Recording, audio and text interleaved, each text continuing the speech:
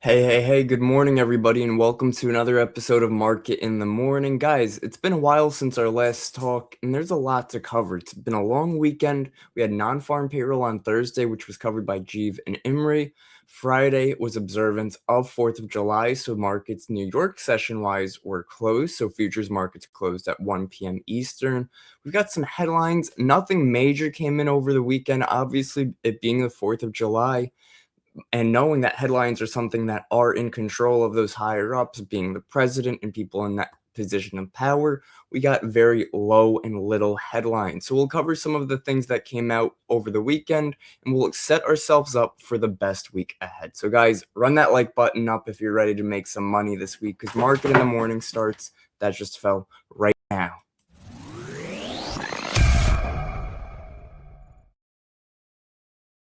That was pretty funny. I don't know if you guys saw that fall behind me, but obviously setting up a little bit of a different background for you kind folks, give you guys a bit of a better view.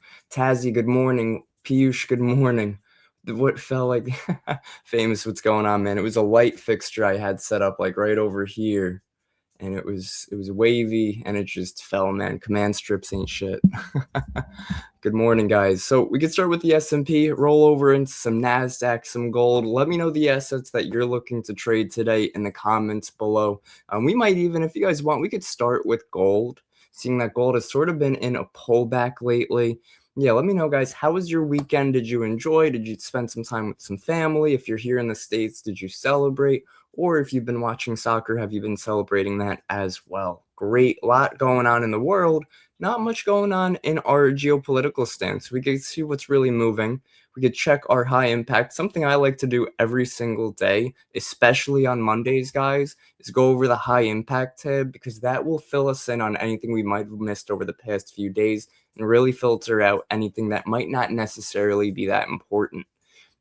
Yeah, exactly. So Nalab is going to be joining us very soon, probably within the next 15 to 20 minutes. So very cool getting Nalab joining in here. He'll cover some gold as well, cover some charts, give you guys some great trade setups to keep an eye on, and so on. Supporting Portugal and CR7, there we go. XAUSD, I had a great 3-day weekend. Very happy to hear that. That's awesome. Oh, that's wonderful, famous. I'm very happy. Okay, so let's dive right into some headlines. So we said we'll go to high impact first, see if there's anything that is of interest, anything that we should be aware of as traders. NATO allies pledged 70 billion euros in military aid to Ukraine for 2026 and a firm commitment to at least equivalent levels in 2027. So that's nothing major that's going to move our markets right now.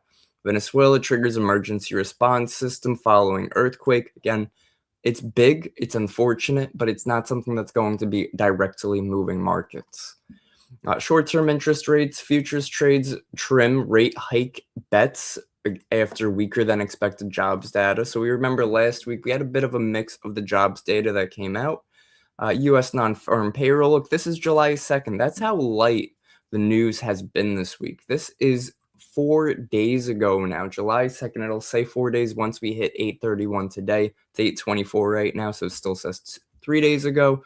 But really not much going on in our headline section. So what can we do? Well, let's further prepare for the week. Let's look at our economic calendar and see what's going on. Look at this, guys. Today, ISM non-manufacturing PMI at 10 a.m. Eastern. Beautiful. Oh, look, we moved it back on this side. I like it over here.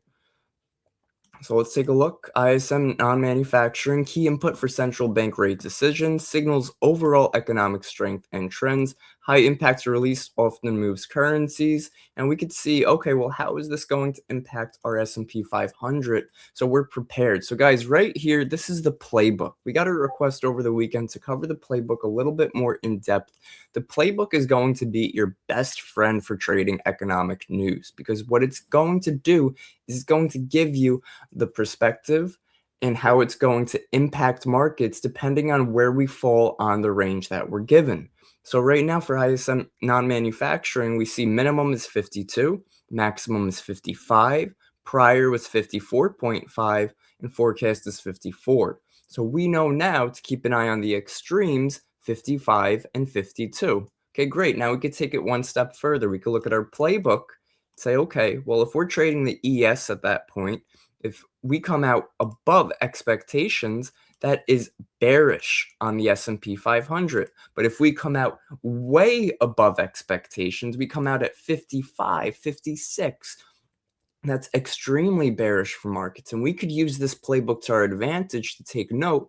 Okay, if we do hit that 55 max, that's when we could look for trends in the market. Whenever we fall within that range or on forecast, that is a non-impactful economic data event, and we can leave it alone. And also sort of take into account that it's not going to impact the current trend. And if there isn't one, it might even keep us within that range.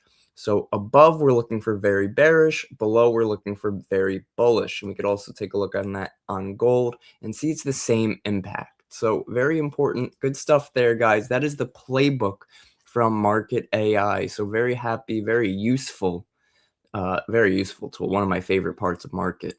We also have our prediction markets mapped in there. We have a ISM services PMI June 2026. How will ISM services come out? Will it come out below 48? It's got a 50% chance of coming out below 48. Well, where does 48 fall on our minimum maximum? Well, wow, look at that. Our minimum is 52. That's a huge, they're expecting us to be below our minimum off of our prediction market right there. So that's pretty cool. That gives us a very strong possibility of a trend. Yo, Ozzy, good morning, man. Sadu, good morning. Hope you're all doing well, man. Ready to make a great trading day today. Great trading week this week. So we covered Monday, the rest of this 3-month bill auction, 6-month bill auction, all in the orange medium. These are not high impacting events. We can leave these alone. If you are just joining, guys, I would definitely recommend rewinding at least 5 minutes to see how we covered the ISM non-manufacturing and services and see exactly how it's going to be impacting and how to use the playbook. Gave some great examples on that. Tuesday, what's up, Sands? Tuesday, this is tomorrow, ADP Weekly NER Pulse. So this is something that's, again, not the biggest of impacts. We don't even have a bank forecast prior or minimum on this one. So not something that's major. International trade, this is something that's a little bit more weight.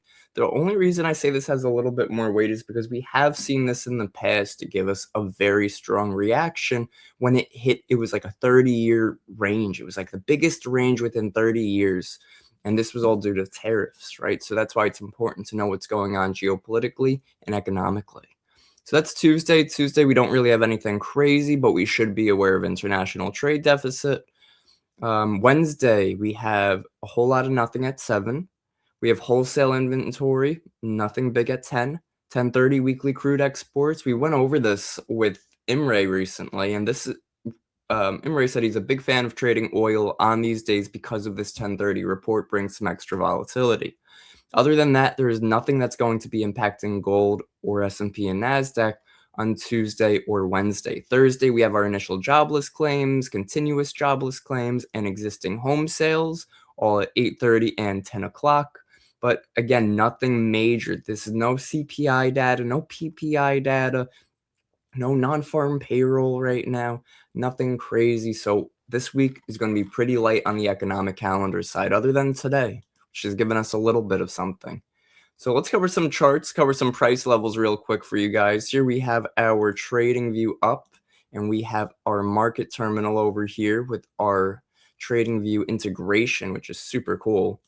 Now let's mark out some levels on the S&P and NASDAQ, right? The first thing I always want to look for is our previous day high and low. And this is the same thing you guys should be looking for too as day traders to give yourself an understanding of the current trend or if we're currently range bound. And what this chart is telling us right here, what we're seeing right in this zone is range.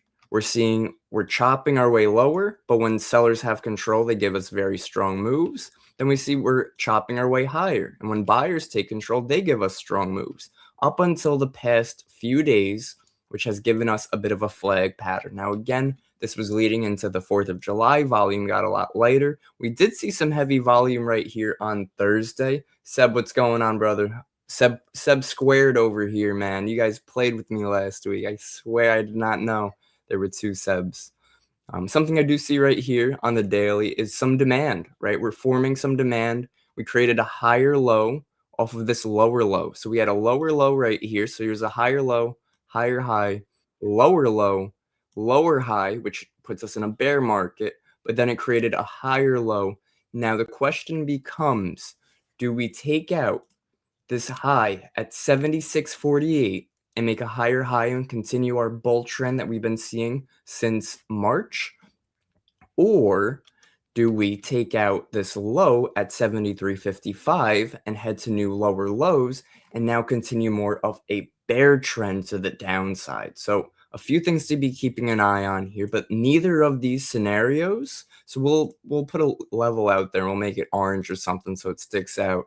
And we'll even write on it, right? That's how cool you can use tools like TradingView are, that you can say, okay, I'm gonna write something on here so that I know when we get up here, if we're above that level, I'm bullish, and if we're below this next level, we're bearish. Okay, great. Now I'm positioned in the market because guess what? We're not going to drop 400 points. That's probably 400 points. 215 points. We're not dropping 215 points today without a big headline or a strong economic event. So I can safely say this most likely is not happening.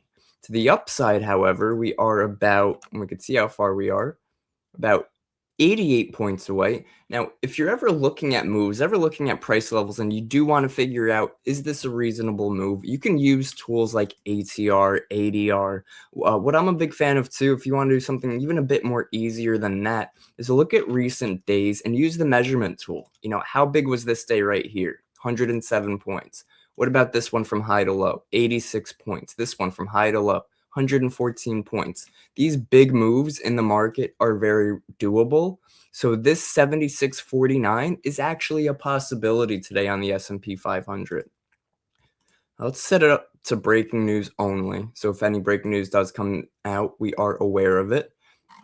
4 hour. Now 4 hours where we had this major resistance up here, and we're even going to mark that out here to supply. We'll mark it out 4 hours so we know what time frame we found this on. And what do we see? We see that price reacted to this level twice over here, a third time, and a fourth time. But we have not broken through that area. We have not broken above 7,600. Because that's the case, I'm looking to sell the highs and possibly buy the lows. We know that we're range bound. We just covered that we're range bound before. So that's the possibility that I'm looking for. Now, I'd like to come back to market and see, okay, well, what's our market bias telling us? The market bias is telling us we are bullish. Okay, great. So if that's the case, same situation. I'm not looking to buy these highs up here, knowing that price has been rejecting this area, but I will be interested in possibly buying the lows down here, right? So if we can get a pullback, New York session opens up, we zigzag a little bit, or we even dump off the New York, come back to 75.09. This is also near key psych level 7,500 and find support. This could be a possible long position on the S&P 500, targeting that recent high. Again, just trading the trend, using market for our fundamentals and our overall trend, and looking at our analysis to make sure everything that lines up perfectly. So everything comes hand in hand. Trading these markets is not just about, oh, I trade an opening range breakout. That's it. No, it's about understanding the context behind it and what's really moving markets as well, even volume analysis too. Let's take a look at gold, ladies and gentlemen. I know a lot of gold traders out here. Gold has been on a rip lately. Look at that. Last time I marked out gold with you guys was on Wednesday.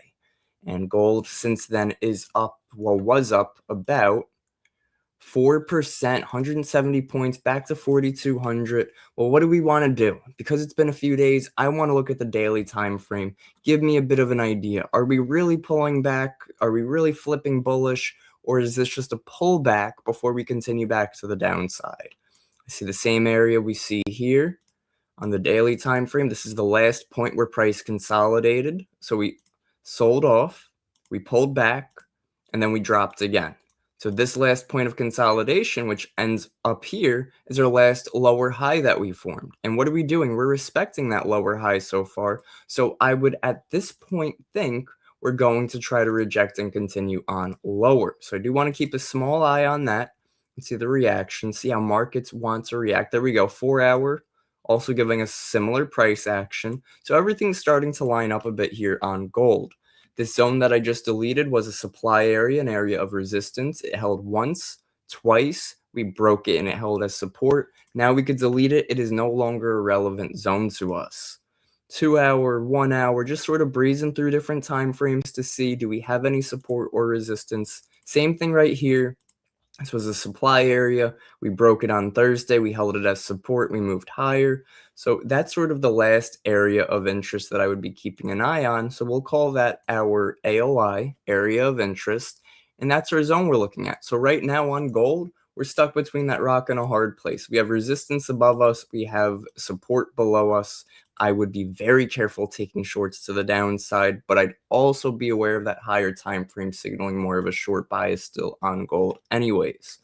So just a few things to keep in mind. We could also take a look at a smaller time frame, 30-minute, 15-minute, just see the overall trend and everything as well. You guys know I'm a big fan of looking at the opening price too. Even drag that higher. See our opening price is all the way at 41.87. So at the moment, we're below the open. That is a bearish day in the markets. We do want to keep an eye on that. Blaze, what's going on, brother? Guys, drop some good mornings if you're ready to make some money today. An area that I would be keeping an eye on myself for gold, and what we could do is throw our volume profile out here, is going to be these lows of 41.20s. 41.20s on GC. XAU USD would be around, and I'll let you guys know. So let's see. We can look on the hourly, find that same exact spot. There we go. We found it right away. 4100 to 41, about 41.20 as well. Yo, Ozzy, good morning, brother. Hope you're ready to make some money today, man. We're gonna have a good day. It's a good day to have a good day. It's a good week to have a good week. Smash that like button. Run it up if you're ready to make some. All right, so 41.80, 41.20. This is our current range on gold. I'm leaning a bit more bearish. We could go over our fundamentals real quick on it as well, see what's lining up there. I do believe it is leaning a bit more bullish on the current fundamentals, and we could see what's supporting that bullish fundamental. Improving Hormuz shipping and U.S.-Iran talks reduce war premium in oil. So if it's finally reducing that premium in oil, we're going to see some more money flow back into gold. We've been talking about this since the whole Iran war started. And basically what we've been going over is that if we're getting all of this volume, all of this volatility into oil, that takes a lot of the capital and a lot of that volume out of something like gold. So gold sold off very slowly, chopped its way lower and lower and lower. Still, oil stayed higher and higher between 75 and 104, 40% range right there until we are finally back below that range. And we also see, look at this, guys, another great sign that volume starting to die down on the oil hype. We're on the daily time frame. Take a look at all the extra volume. So here's when the war started. Oil went flying. Here's where the war continued. Volume stayed high. And now look at the decreasing volume right now. Now, this decreasing volume can mean one of two things. It either means that, yes, volume's coming back to a normal on oil, or it means we're starting to see that the sellers are not that interested in selling oil down here, and it could lead to a spike back higher. Now, do I think it's going to spike us back to 104? No, not without some type of war premium or situation escalating, but it does show that there's a significant change in volume, which also means there's a significant relevance in oil. So just something to, again, keep a very close eye on. This is oil. We could take a look at NASDAQ. I know a lot of NQ traders out there. Me, myself, I also trade NASDAQ. Great asset to trade. A lot of volatility, good momentum. Now we see with NQ, we're actually closer to that recent low than we were on ES. Do you guys remember that? Let's take a look at ES. ES is a lot closer to those highs. NQ is a lot closer to those lows. NQ's high is all the way 1,000 points away, over 1,000 points away. Now, here comes the whole question. Is that a possible move? Yeah, 1,000-point move on NASDAQ is a possible move. We've seen moves recently, 900 points, 800 points, this big sell candle, 1,000 points. Is it possible that we come all the way up here and break it? Yes, it's possible. Is it probable? No, it's not probable. It's something else you want to ask yourself as a trader. Is the setup I'm looking at a probable trade setup, or am I reaching, right? And that's when you're able to find those better trade setups to say, okay, this is a reasonable trade. I'm going to look to take this. So let's work out some levels real quick on NASDAQ for you guys. Set you guys up again for the best success out there. We had this 2-hour demand that held very well on Thursday and Friday of the previous week, 2 weeks ago. And now we have started to hold it. We have come back towards it a few times here. See how price is reacting to that 29,300. So just an area to keep an eye on. We could look at some lower time frames and see if there's anything of significance. We took some great shorts on NASDAQ Thursday. So I'm hoping that we can find some good continuation or momentum. Check this out right here. An area of resistance that NASDAQ rejected on Wednesday. Area of resistance, again, Wednesday night, Thursday during the day. This is a very strong level, and look at that 30,300 key psych level right there too. A lot leaning on the sells at this zone of 30,200, 30,300. So that's an area I'm looking for on the NASDAQ. And what we'll do, guys, because we're trading NASDAQ and S&P, is we can look for them to line up together. Are they both at a supply or resistance area at the same time? Or is NASDAQ at resistance and ES still has a ways to go, which shows a bit more strength on the ES than at that point.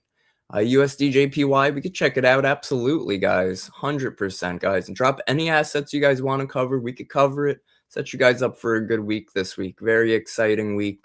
Finally, not that it's exciting that it's a no news week, but we could let markets play out and see where we go. Now, unfortunately, when we have no news weeks, that could also lead into market anticipation, which leads into the market giving us more of a range. Now, honestly, ranges can be a bit more easy to dictate and follow than a trend, and a lot of traders find that to be the reason, and the reason behind that is because markets range 80% of the time versus trending 20% of the time. So USD rebounds towards highs as Fed holds and carry flows dominate. Fed hawkish pause keeps US-Japan rate differential wide. Dollar set for the strongest month in nearly a year. Kevin Warsh's Fed hawkish Fed leadership supports stronger dollar carry. Okay. Yen remains preferred funding currency for global carry trades. We know this. We covered this last week with NOLAB as well. So very important. Yen remains preferred funding for global carry trade. Major banks raise USD targets on structural yield divergence. So we could take a look at the charts here. Ranging markets tease you way more than the trend. Yeah, 100%. They give us different price action, right? They give us price action that looks like this, where it's like, oh, look, we're sweeping a high. I'm going to look for bullish continuation, and then you get stopped out. Supply comes in, brings us back lower. Sweeps a low, and if you took a low short, you took a short down here. Look at this. Oh, look, we swept a low. We're breaking down. We reversed right in your face, 400 points. Just for it to what happens, buyers think, oh, wow, buyers took control from this low. I got to take it long up here.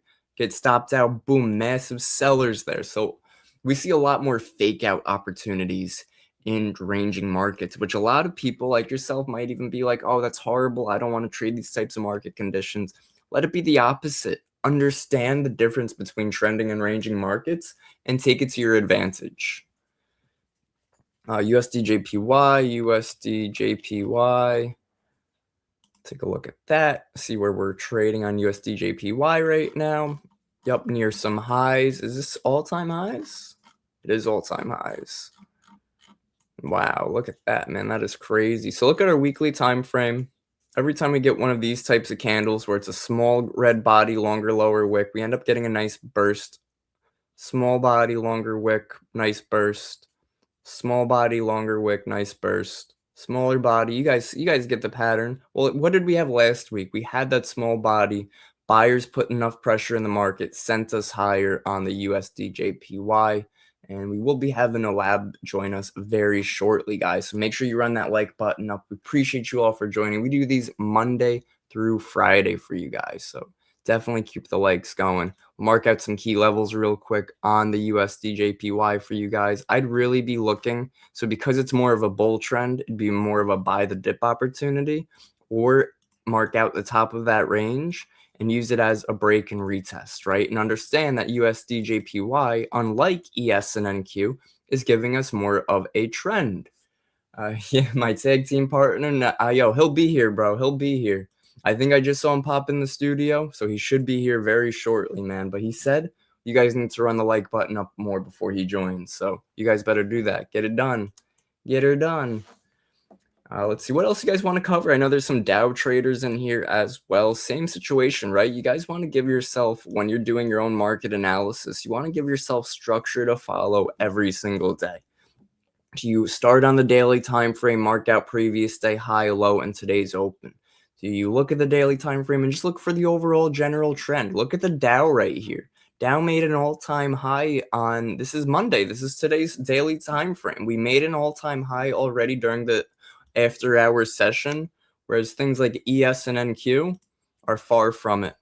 Far from it. Now, something to note, because the Dow is stronger right now, that's going to give a lot more support towards the S&P 500, as we have to see the S&P 500 as that, the S&P 500, the top 500 holdings of the New York Stock Exchange.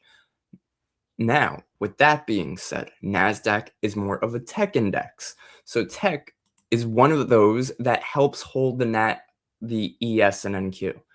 However, ES is also a lot of growth stocks and growth companies. So when we have that in our line as well, we say, okay, that could help support ES while NASDAQ stays bearish. We could see a more bearish NASDAQ and still have, look at this, look at these bearish days we had the past couple days. This is Wednesday and Thursday. And then look at the Dow, Wednesday and Thursday, very bullish on the Dow, while NASDAQ was pushing very bearish, leading the ES to be very consolidated. Look how perfect that is. So we really need to see the Dow and the NASDAQ trend together to really help support ES to a specific direction. I gave you guys the levels we're looking at on ES today, 7509, 7581. NASDAQ, we're looking at 30,200, 30,300. And we're also looking at 29,001. We'll say 29,200 down here. Let's find where exactly and what exactly that level was. Perfect. It was a 2 hour. So the reason I like to mark these out is so that when price does return to this level, I'll be aware of the time frame I found that on. I'm not second guessing anything.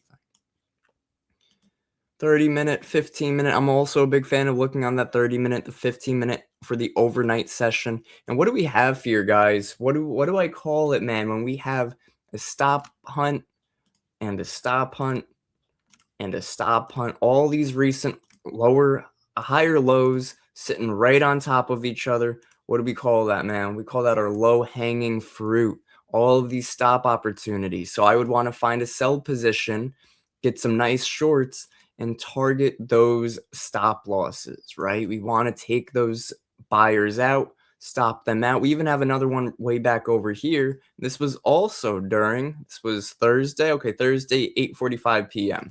So we have all this liquidity sweep to go through over here. So keeping a very close eye on that. I would like to see some more selling pressure on the NASDAQ off the open. We could also take a look at some equities too and see if there's anything of interest on our equities. Apple is Apple near all-time high? Apple's back near all-time high. What a strong move Apple had on Thursday. That is huge. So guys, we can use our equities to help gauge direction. Neil, are you here? Camera's off. Let me know. Turn your camera back on if you're ready. I didn't even know my camera was off, man. I was just waiting. Bro. How's it going, Kevin? What's going on, bro? How are you? All good, weekend? Man. Just ready for the week. Let's get it. Let's get it. I heard people are calling for me. You know what they say? You ask and you shall receive, man. I was doing CEO stuff, and then my founder senses started tingling, and I heard that the audience was asking for me, so here I am. I heard you're asking for me. Good morning to you too. Yeah, Kevin's tag team partner is back. Let's get it. Let's go. You want to share your screen? Sure. Yeah, absolutely. 1 second. How's your weekend, Kevin? Bro, pretty good, man. Pretty good. It was some weird weather, man. It was super hot for the 4th, and then after that's been rainy and crappy since. Yeah, it's been pretty rainy here too in Canada land. And yeah, but it's nice outside though. Yeah, yes, it's a lot cooler than it was. Yeah, good reminder to touch grass on Fridays, right? Like enjoy the outside, get away from the charts. Yep. All right. So good morning, new week. Let's absolutely smash it. We're riding sentiment. First of all, I want to say for all our core users, you're going to see a survey come up on market. You can also see from the sidebar, you can see I have already entered the survey and I'm going to draw for a giveaway. So you guys can win you can win an annual subscription if you just answer 4 questions, and they're very easy 4 questions. We just want to know how you feel about your experience with market, and that's it. Please be as brutally honest as you want. We are looking to get the most feedback from the survey, just so in the next few weeks, we're pushing out a ton of iterations on the platform based on the survey and things we have heard over the past few weeks and months. It's basically a brand new market. You're going to be able to interact. I can't even describe to you how much of a difference it is. It is a night and day difference from what currently exists and what's coming in the next few weeks. So this is just the warm up and lead up to it. I'm incredibly proud of like where this product is going. And when you guys see how you'll be able to interact with market, how it's going to completely change how it looks right now, you're going to be blown away is all I'm going to say. The team has started to see bits and pieces of it, and we're finalizing and putting it together just so I'm telling you, there exists nothing like what we have just built out. And currently there exists nothing. Everybody who tries to copy us will always be 2 years behind. The gap we have created, our team has created, is immense. And none of you little weasels will ever try to catch up and ever be able to take the first place. So let's get into some market analysis, because that's what we also do here. Not only do we build the greatest fundamental analysis platform in the space, Kevin and I, Jeev, Imri, we all come out here and smash it. Tony as well, and his friends, when they do the Spanish show on Mondays, we come out and smash it. We show you what the actual bias is. So I'm actually still leaning bullish on gold. I know there's a lot of people leaning a bit more bearish on gold, and we'll start to map out that entire fundamental shift that could occur in the coming months, because these are the times where these shifts start to occur. And we'll go deeper into that. But for the day, I just want to give out some quick analysis. I have taken a loss overnight, and it was an extended loss, which, to be honest, I shouldn't have taken. It was a bad lapse of judgment. So I was in these buys. Excuse me. I was in these buys, did not take profit even at the signs of rejection. And what could have been about $3,000 worth of profit in an hour and a half turned into equally just as big of a loss, because I did not manage it properly. I expected gold to rebound and us to head into 42.25 before we saw further sell-off to retrace. Now, the reason I'm bullish on gold at the moment, despite being in this sort of correction trend, is because of the fundamental catalyst. When a fundamental shift occurs in the macro regime, what ends up happening is that it takes sometimes a while for that to play out. And I'm well aware of that. Looking at the 2022 rate hike cycle, we know it took a while for that bottom to play out after the rate hike cycle was done. And then the market started pricing in cuts. So what has happened over the past few months is that we've had a war that has continued to push gold down because of inflationary fears. We saw headline inflation go up.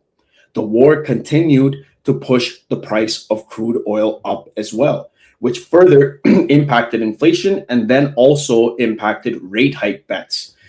That meant dollar was also seeing those inflows for the past few months. And dollar had just broken above its yearly range that it was ranging in for the past year and reached into this new liquidity area, supply area 101. So with the price of oil coming down, we have chances of headline CPI starting to linger its way down as well. Now, when you start seeing CPI come down and when you start seeing labor market doing well, it doesn't mean that the Fed will have to hike rates anymore, right? If CPI is coming down, inflation is calming down, price of oil is coming down, markets are going to start pricing in that shift, where instead of focusing on rate hike bets, the markets can now focus on potential holds and potential chances of pricing in rate cuts to come, because we know markets are very, very greedy. And the best example of this, we've done it countless times, right, guys? Like, Kevin, you know what example I'm about to go to? Yep. drop a like in the comments right now. Actually, drop a 1 if you know what example I'm about to talk about right now. Let's see if you guys can figure it out. Yeah, market knows. Market knows. That's a terminal that responded, by the way. That's not someone behind the screen. That's me. All right. So this is an example that I'm talking about.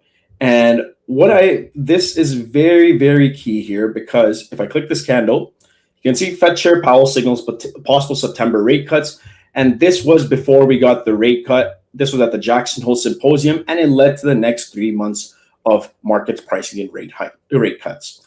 Now, when I go back to gold over here and I see what's happening is, okay, we've had mass amounts of sell-off over the past few months because of the same factors we talked about: price of oil impacting inflation, inflationary fears, and then markets pricing in a more hawkish policy.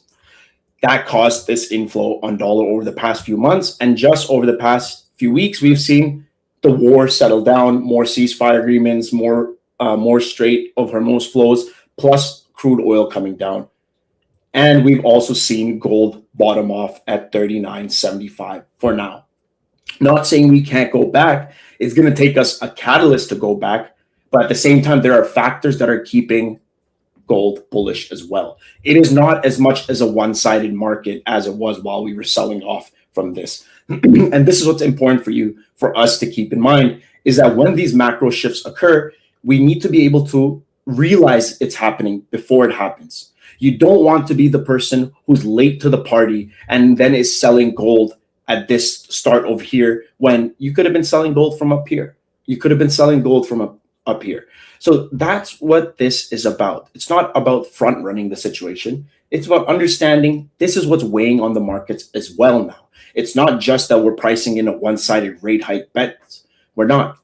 We got the jobs report pointed the other way. It increased cut bets. So when you see this start shifting out and data starts pointing out towards a way of the markets pricing in a more easing monetary policy, then you know we'll be riding those gold buys to 4,500, to 4,600, 4,800, maybe 5K, because the markets are greedy. And you know, U.S. equities will of course be rallying towards the upside, and dollar will then be priced, and you'll see outflows from dollar. So that's that macro regime that starts to shift. Just like how we had a shift earlier this year, we went from just inflows into gold, rate cut bets being priced in, Trump tariffs being priced in, all of this, the war, and then the war started.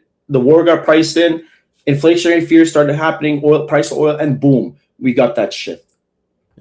So for all I care, we could play out something like this, where you see higher time frame swing plays before you see that shift, and then when we're playing these, then it starts to become more apparent. But it all starts off with the macro, and what the macro picture is telling us right now is price of crude oil significantly has come down. It is now coming back down. If it comes into lower 60s, 50s, now you're getting into pre-war price points for oil, right? Price of oil comes down. What is that going to mean for monetary policy? It means that markets are going to price in holds. They're going to price in chances of cuts next year. And if markets are going to price in that, then there's going to be outflows from the dollar. Then eventually dollar is going to head downside, right? Dollar will head towards the downside. What will happen to U.S. equities? U.S. equities will continue to head towards the upside because the markets are just greedy. And that's what all of this is about. It's taking this information, taking what market tells you, and then understanding how it translates into intraday price action, but also over the long term, how I can position myself for this new quarter, because that's what the markets move best in. They move best in higher time frames. And if you are just on the right side of it and on the right side of the macro bias, then the technicals just become easy, because the technicals are the easiest part. The fundamentals used to be complex, and now you can easily understand that, hey, even if ES pushes down to support at 74.85, I know that's bullish. Just because we get maybe a dagger candle at open pushing us down there, initial selling into to grab buys, doesn't mean that we're just bearish now. I know I'm looking for buys because ES is bullish, because US equity markets are just greedy. Markets are pricing in lower oil prices and rising Middle East exports ease cost pressures. De-escalation momentum in US-Iran talks reduce global risk premium. So do you see what's happening here? All of this global risk on rotation after softer jobs report. Weaker than expected US payrolls spur global equity buying as Fed hike fears retreat and discount rates ease.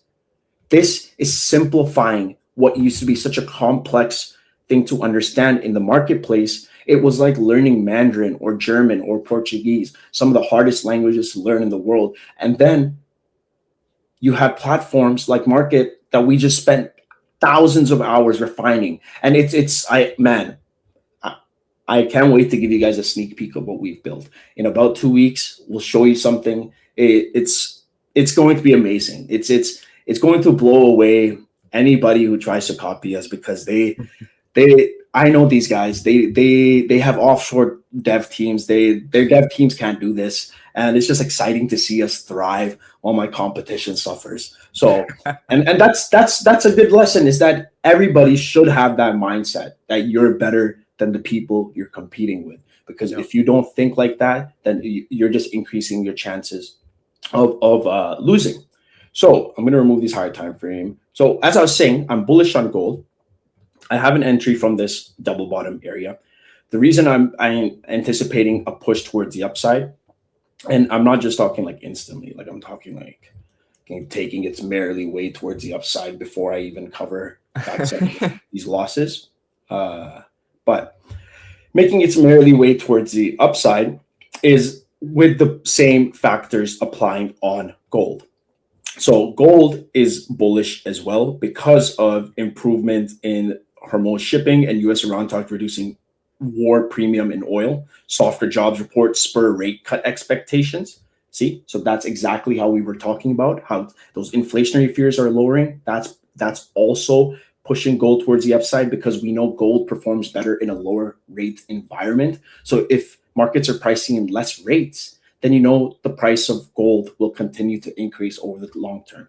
Now, if we also have a softer jobs report, which also pressures the Fed, you know the markets aren't going to price in rate cuts to come, or or less hike bets, which again is the same impact. And so you see how you take a piece of data, you relate it, what it means to monetary policy and the expectation of monetary policy in the near term, in the long term, and then you translate that into price action, because that's how price moves. Price moves on expectations. Market doesn't move on what is happening now. It moves on what it's expecting to happen 6 months down the line, 3 months down the line. Markets are forward looking, right? People, you have to be present in the market, but you have to be thinking forward. You have to be forward thinking in terms of macro. You have to be forward thinking in terms of your scenarios that could potentially play out. So that's why we have these different scenarios, because look, gold could come down to here. And unless you're in these shorts from up here, starting from here doesn't really make sense to me. So unless you're in shorts from here, these are your buying opportunities, and these are great buying opportunities because you know the macro bias aligns with it. And all that would mean is just a deeper pullback on gold, which if it was to occur, that's completely fine. Like, these are still some very logical areas where you would see buying pressure come in, also given that dollar continues to shift towards the downside as well. Any quick questions, team? But looks like everybody's riding along. Beautiful, man. Great breakdown. Great start to the Monday, man. It's all about positioning yourself. It's all about, yeah, exactly. It's all about positioning. It's all about, in this case, I woke up to a 3K loss. Sick, man. Shit happens. What am I going to do now? Am I going to mourn about it? Or am I going to do the rest of the shit I have to do in my day, regardless of if I win or lose? Right? And you know that podcast that Jensen Huang was on, where he's like, I didn't wake up a loser today. No. He's like, you're not talking to someone who woke up a loser today. Have you seen that? No, that was created of it. And that's how we have to approach life. You know, we didn't wake up losers today. We woke up winners. So regardless of you win or lose, it's lessons that you learn. I'm still learning lessons 7-8 years into my journey. And these are lessons that if I experienced years ago, if I experienced a $3,000 loss overnight, it would have crippled me maybe for 2 days, 3 days, right? Now I'm just like, oh well. Yep. Oh well, I'll make it back in a trade. Fuck it. It is what it is. You know, what can I do? I have an entire company to run. You guys have families to feed. You have kids to take care of. You have relationships to be in.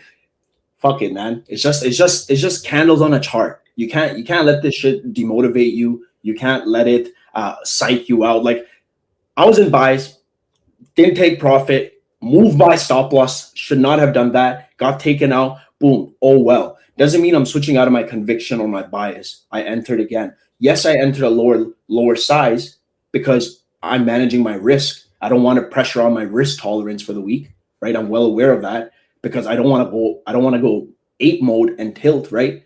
Remember I talked about this. You don't want to go monkey brain. I could have gone.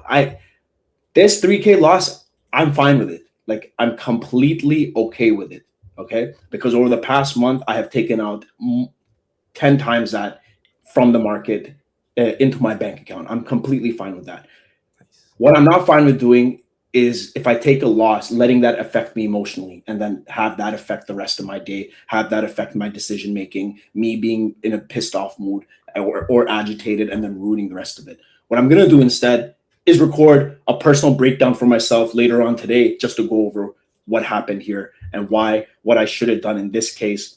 I shouldn't have been expecting gold to just continue pushing towards the upside to 42 to 25. What I should have done is I should have taken profit on these buys over here. And that's what lessons are, right? And just like this is, I didn't want to, when I saw the rejection, I didn't want to buy here, right? I wanted to wait to retest this area again. And we got that retest. And then what ended up happening was I entered here, price pushed lower, and then price came back. So remember how I talked about that sometimes I enter if market's at my price. And in this case, it was at that double bottom. We got a wick towards the downside. Whoop-de-doo. My stop loss was lower. I had it at like 27. My stop loss would not have gone hit. I was still about 50 pips above my stop loss. So gold came all the way down here. As soon as it started closing back above here, you can see it's starting to bottom out. You got that reaction right there. And then you start seeing that sort of price action that we were talking about here. So again, that's my perspective on gold. Is my first attempt did not play out over here, took a loss on that, and now I'm going to recover it, plus make some more with my take profit here. Once we start sweeping above this high over here, and we break this area, I'll move this position to break even. But I'll monitor it because I understand that this sort of price movement can take place or even come back down, dig a bit deeper for Asian session tonight, Asian Pacific session before we head towards the upside. Because we're all aware that markets just take way longer to play out in our favor, right? Our stop loss gets hit instantly within 5 minutes, 10 minutes, whatever. Yep. But on the opposite end, it'll take time for the trade to play out if you're an intraday trader. And that's where exercising that patience and expanding your time horizon comes in. So now that's our analysis for gold for the session and just a plan of attack. Now, if this low gets taken out, that gets invalidated. And then I want to manage my position and I'll take a smaller loss on that position. And I'm fine with it because again, you have to throw darts at the dartboard in order to hit the bullseye. And I threw a dart here, didn't play out. It actually the pin hit my hand. I threw the dart at my hand. I missed the dartboard. So I threw it at my hand, didn't play out. Big mistake. That one hurt. Move on. Now it's time to throw it at the dartboard, right? But listen, it started the week, you know. Let's not get carried away. Be a bit more on the defensive side. This is what I'm seeing right now. Quick thing. We had outflows in the AI sector on Friday just to end the week. I did end up, I don't know if people ended up shopping for some AI stocks. I bought the semiconductor, the memory ETF, DRAM, again at like 60s, low 60s. So market opens at 65. This is a long-term hold for me. So that's something I'm eyeing. I'm still holding my Robinhood. I told everybody to buy Robinhood that I knew, not as financial advice. This is something that I was looking for. I've been in from, I first bought Robinhood last year at 32. One of the biggest lessons I learned was that I sold way too early. At 66 is when I sold my Robinhood last year. And then I re-entered my positioning at 70, 71. I have an average price of 72 right now. So I have an average price of 72. I think Robinhood is a $200+ stock. I really do think that. And the reason I think this is because I really like what the founder does. The founder of Robinhood, if you follow him on Twitter, he is very big on building and in public, and also takes user feedback very seriously. And the things that Robinhood are working on globally, like tokenization of private assets. I don't know if you guys have seen that. They've launched it in Europe to their customers. They're working on their US integration for tokenization. So buying equity on companies that are private, like OpenAI, companies that may never IPO, being able to buy equity on that. And that's something that Robinhood is leading the forefront on. So I think Robinhood is well into the $200 stock range. Just looking at gold again is just doing a minor rejection right now. Nothing tells us anything off the bat besides that we've had a bottom here, a bottom here. We do know that we're still in this corrective structure. So that's just something to keep an eye on as we move along in this session. To go over just ES, Kevin was doing an analysis earlier, fantastic. This played out perfectly for my analysis last week on Monday. We got off. I had to jump off at like 9:30 or 10. I forgot when, but we had analyzed this, and man, boy, oh boy, did it play out perfectly. Like we talked about this exact scenario, this exact risk reward ratio, which was 1-5, and it played out within the session. So fantastic job. We had this scenario, and then we had the one that was lower from down here is what we analyzed, right? So the first one played out. Fantastic job if you capitalized on it. I had missed it, unfortunately. I was in a meeting. And that's why this is what I also keep in mind is that if you're busy, it's very hard to stay focused on the charts, right? If you're busy, just let it be, man. Another thing was for me to, as a reminder to myself, I was so busy with the market deployment last night that's where my focus was. My focus wasn't on the charts. I did not even see this rejection until we were all the way back down here. And I had then been like, oh shit, what the hell just happened in the past 15 minutes? Because I was heads down, developing away on my platform. So Ryan said, hey, morning guys, I've answered the question. One of my answers was that honestly, market has changed the game for me in trading. I'm so grateful for you all. Thank you. Ryan, man, thank you so much. You don't know how much this means to me.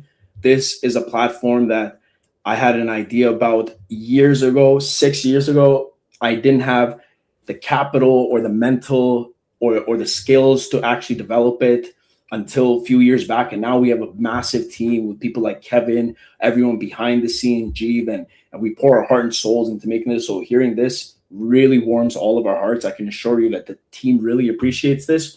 And man, the updates we have coming out are so immense where like it is going to be a completely new way on how you interact with market.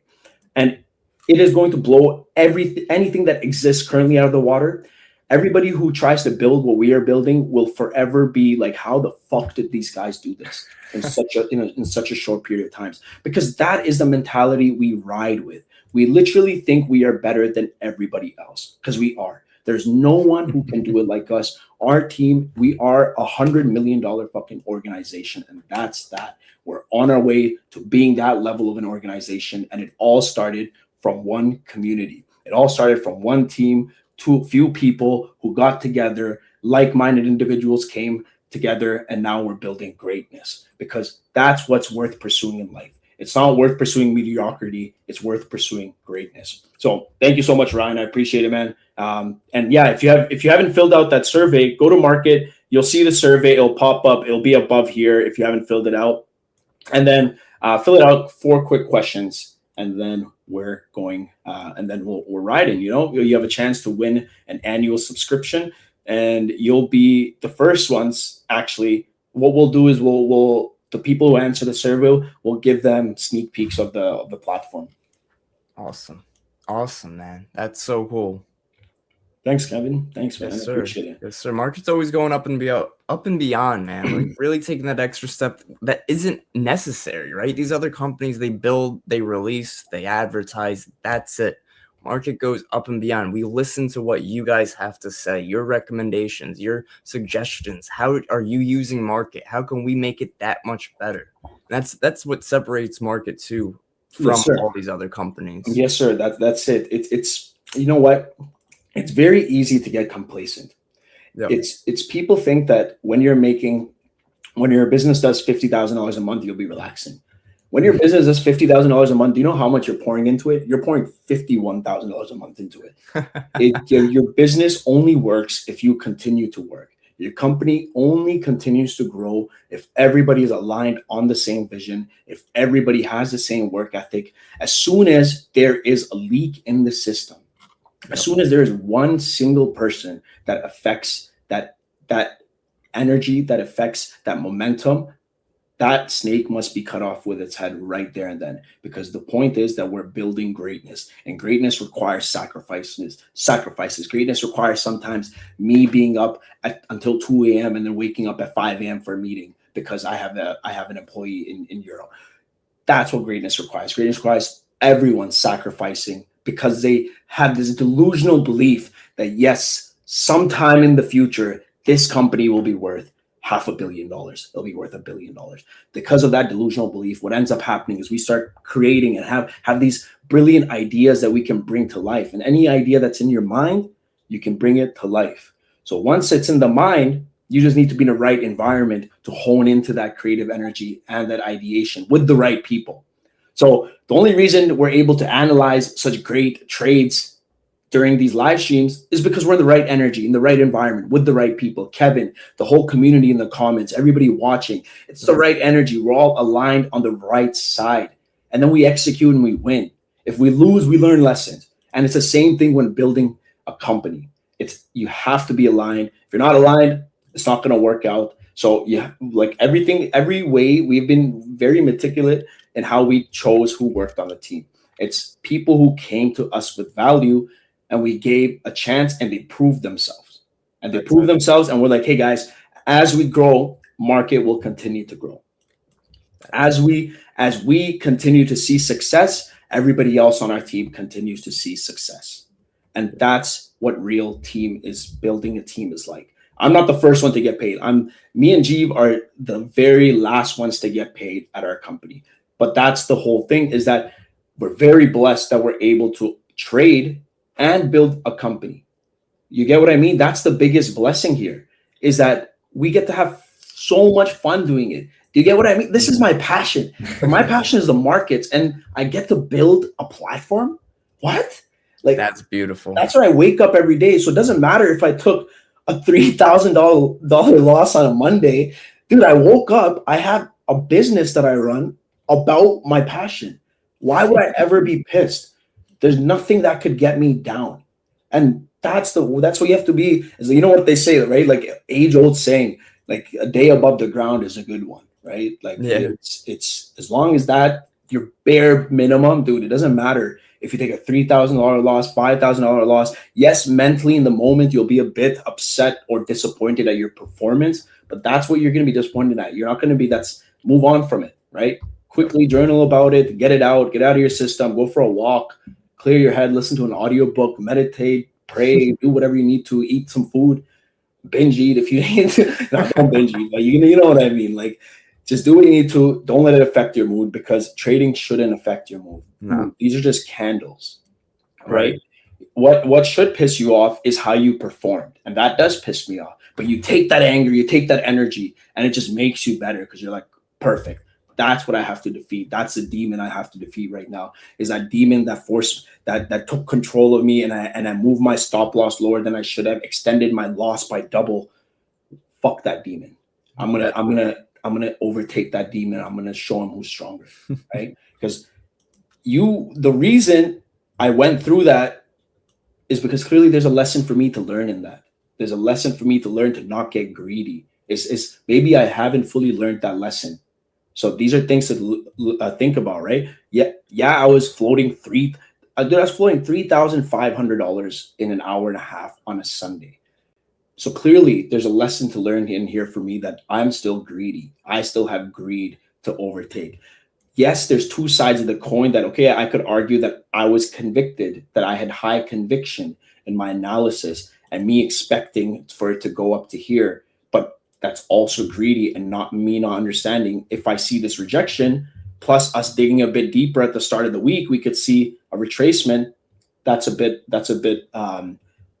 cognitive bias on my side right there, right? So these are all lessons. You have to take it and go deep with it, figure out where you went wrong, how you can improve, so that next time when time comes and maybe it's a Monday and I'm up $2,000, I'll have that lesson in mind and I'll take that money. Markets show no mercy. Anything can happen in the game. There's no crying in the casino, right? There's no crying in the casino. You're in here to play. You play to win. You play to win, or you play to lose, and you learn. Yeah, that's right. That's why you got to manage those losses, man. You can't take a loss in a trade and just turn your computer off and never acknowledge it. You'll never learn from that. You'll just make that same mistake again. Yes, sir. Somebody mentioned something about one of the updates. Could you please bring back the directional labels from the headline news? Do you mind pulling that up in market and showing them? Yeah, so I'll absolutely go over this right now. So yes, 100%. What we are working on, so what we started seeing was that a lot of times these headlines, when they come out, they can impact these assets. Yep. Unless they are high impact headlines, right? The breaking news ones don't really have an impact. Unless they actually move the charts, the breaking news ones don't really have an impact. Okay. So what we are working on right now, our workflow that we're working to make much deeper, is breaking this down into a much quicker impact where you see the percentage differences that the asset actually moved. So it's not like, okay, this could impact VIX and it actually had no impact on VIX. So that's why right now, like what we did is that, hey, if you want to check the impact, you can just click it and then see if it actually moved the market or not. So we're reworking it, but we didn't want it to be any false positives, right?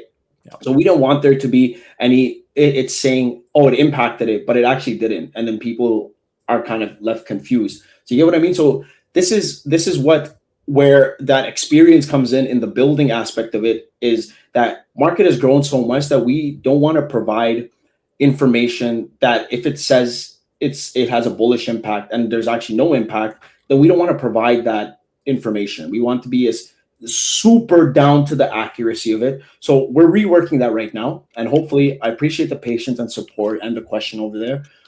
That's our transparent answer for that. And that's what we're working on, just like how we did for the headlines, the high impact headlines. And you can see how when these headlines happen, like you can see the impact of the US labor market data when it came out, right? Excuse me. So you can see the impact of it. And that's going to also happen on the breaking news where you'll see percentage differences here. So I appreciate the patience. Thanks for the question. That was a great one. Absolutely. Sorry, just to go over gold, and I just want to dive a bit. Gold, again, just playing out on my analysis. I'm still in these buys from over here that I took on this double bottom. And then ES, I would love to see some sort of like dip towards the downside, honestly, before we head towards upside. Yeah, I know, me too. That was my analysis this morning too. Dip towards 75.10 and then rip back towards 75.70. If we 100%, I agree with you on that for sure. 75.10, even like, dude, if we break, even if we're to like break a bit into like 74.90s, let that snap back above 7,500, boom, that's going to be quick 70-point buys, 100-point buys up to 7,600. Easy. Yeah. 5 minutes till New York session opens. Good call. Yes, sir. 5 minutes till open. Loving my Robinhood hold. I'm still holding Tesla. Man, honestly, I'm getting a bit tired of my Tesla position. But I have an average price on Tesla at 291. And it's a bit irritating because I've been holding this position for over a year now. and it's a pretty big position. It's over a $50,000 position, and I'm just tired of some days Tesla. It'll take 6 days for Tesla to go up to 440, and then it'll take a day for it to come back down to 340. I'm like, fuck, man.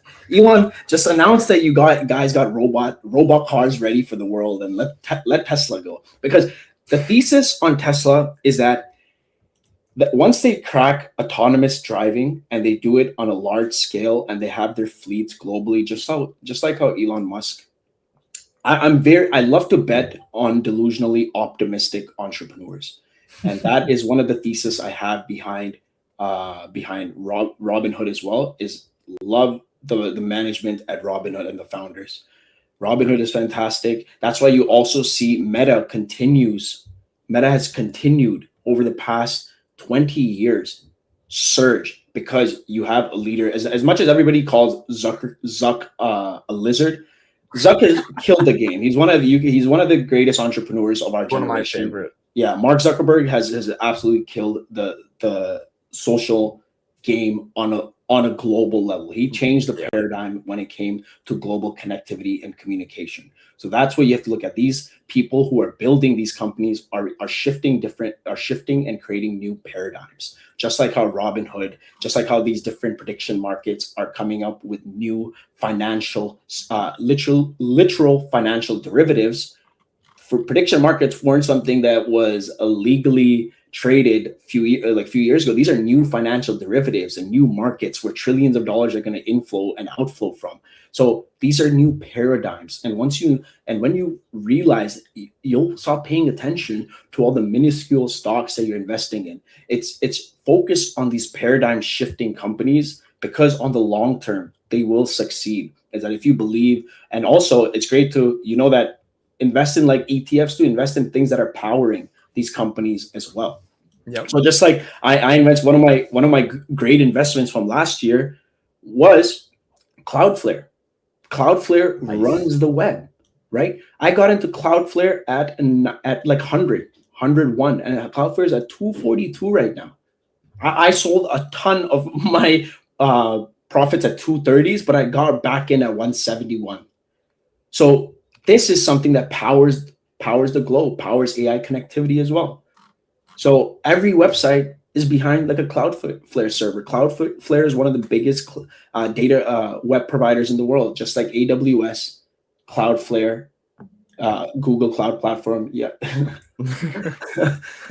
Yeah, looking at gold. See that comment? Yeah, I see that. What comment? Yep. So yeah, just looking at ES, this is what I'm expecting. We got 2 minutes. We do have data coming up. It is in non-managed. So this is the services PMI for ISM. Now I can just click the brain icon here. Wow.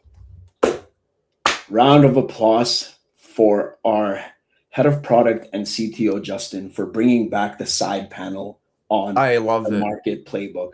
Bro, I'm so happy about it. I told him, buddy, I hate when that drawer comes in from the bottom. I told him it looks like shit. I can't use it. I fucking hate it. I'm like, bring it back.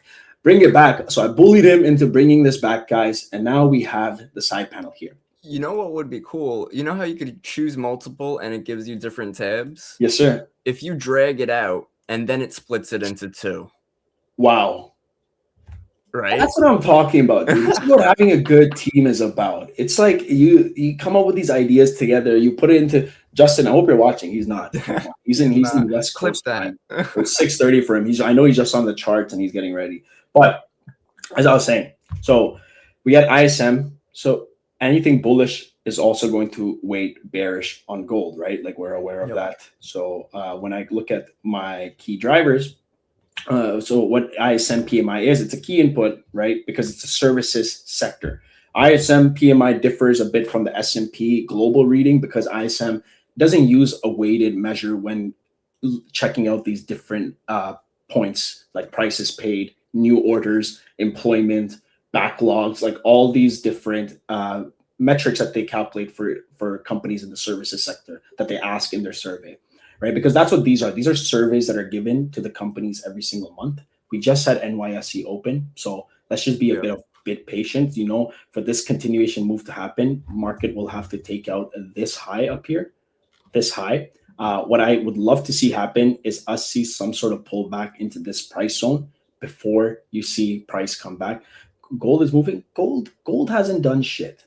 Gold's doing nothing. Gold hasn't done anything. Somebody said gold is moving. Gold has not done anything. It went up, it went down. Gold is not moving anywhere. There's been zero movement on gold in the past 30 minutes. Gold has been the same price that it was at 8:55 a.m. It is now 9:35, 9:31. Yep. Now when I look here, I'm looking for something like this. The reason I want to do this is I want to think about the average. I want to think about the average trader and how stupid they are and how low IQ they are, how they wake up every morning glued to the charts. They wake up and they enter. That's what I think of the average trader as. They roll out of bed before even drinking water. They check their phone and enter into a position because they see some overnight move. Yeah. So that's what a lot of these traders are doing right now. What I want to see is the market absolutely rip up their accounts and then come into a nicer buy area, whether that's over here or whether that's over here.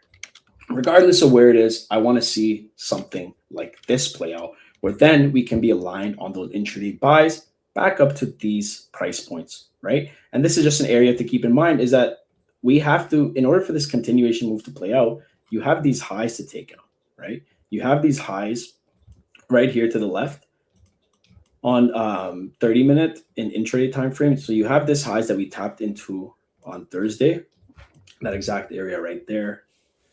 Now, in order for that continuation to play out, this highs would have to get taken out. And even if these highs get taken out, that doesn't decrease the possibility of that retracement happening and us coming back down here before intraday buyers jump back in. The point being is that I'm not going to be the guy who's buying at the high. I want to be the guy who gets in at these retracements as at this level, like we previously planned and people executed on right here.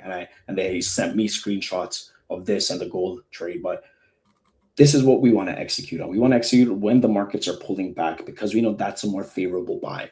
I don't want to be buying at the highs up here and then you see moves like this happen where it pushes up and then starts coming back down.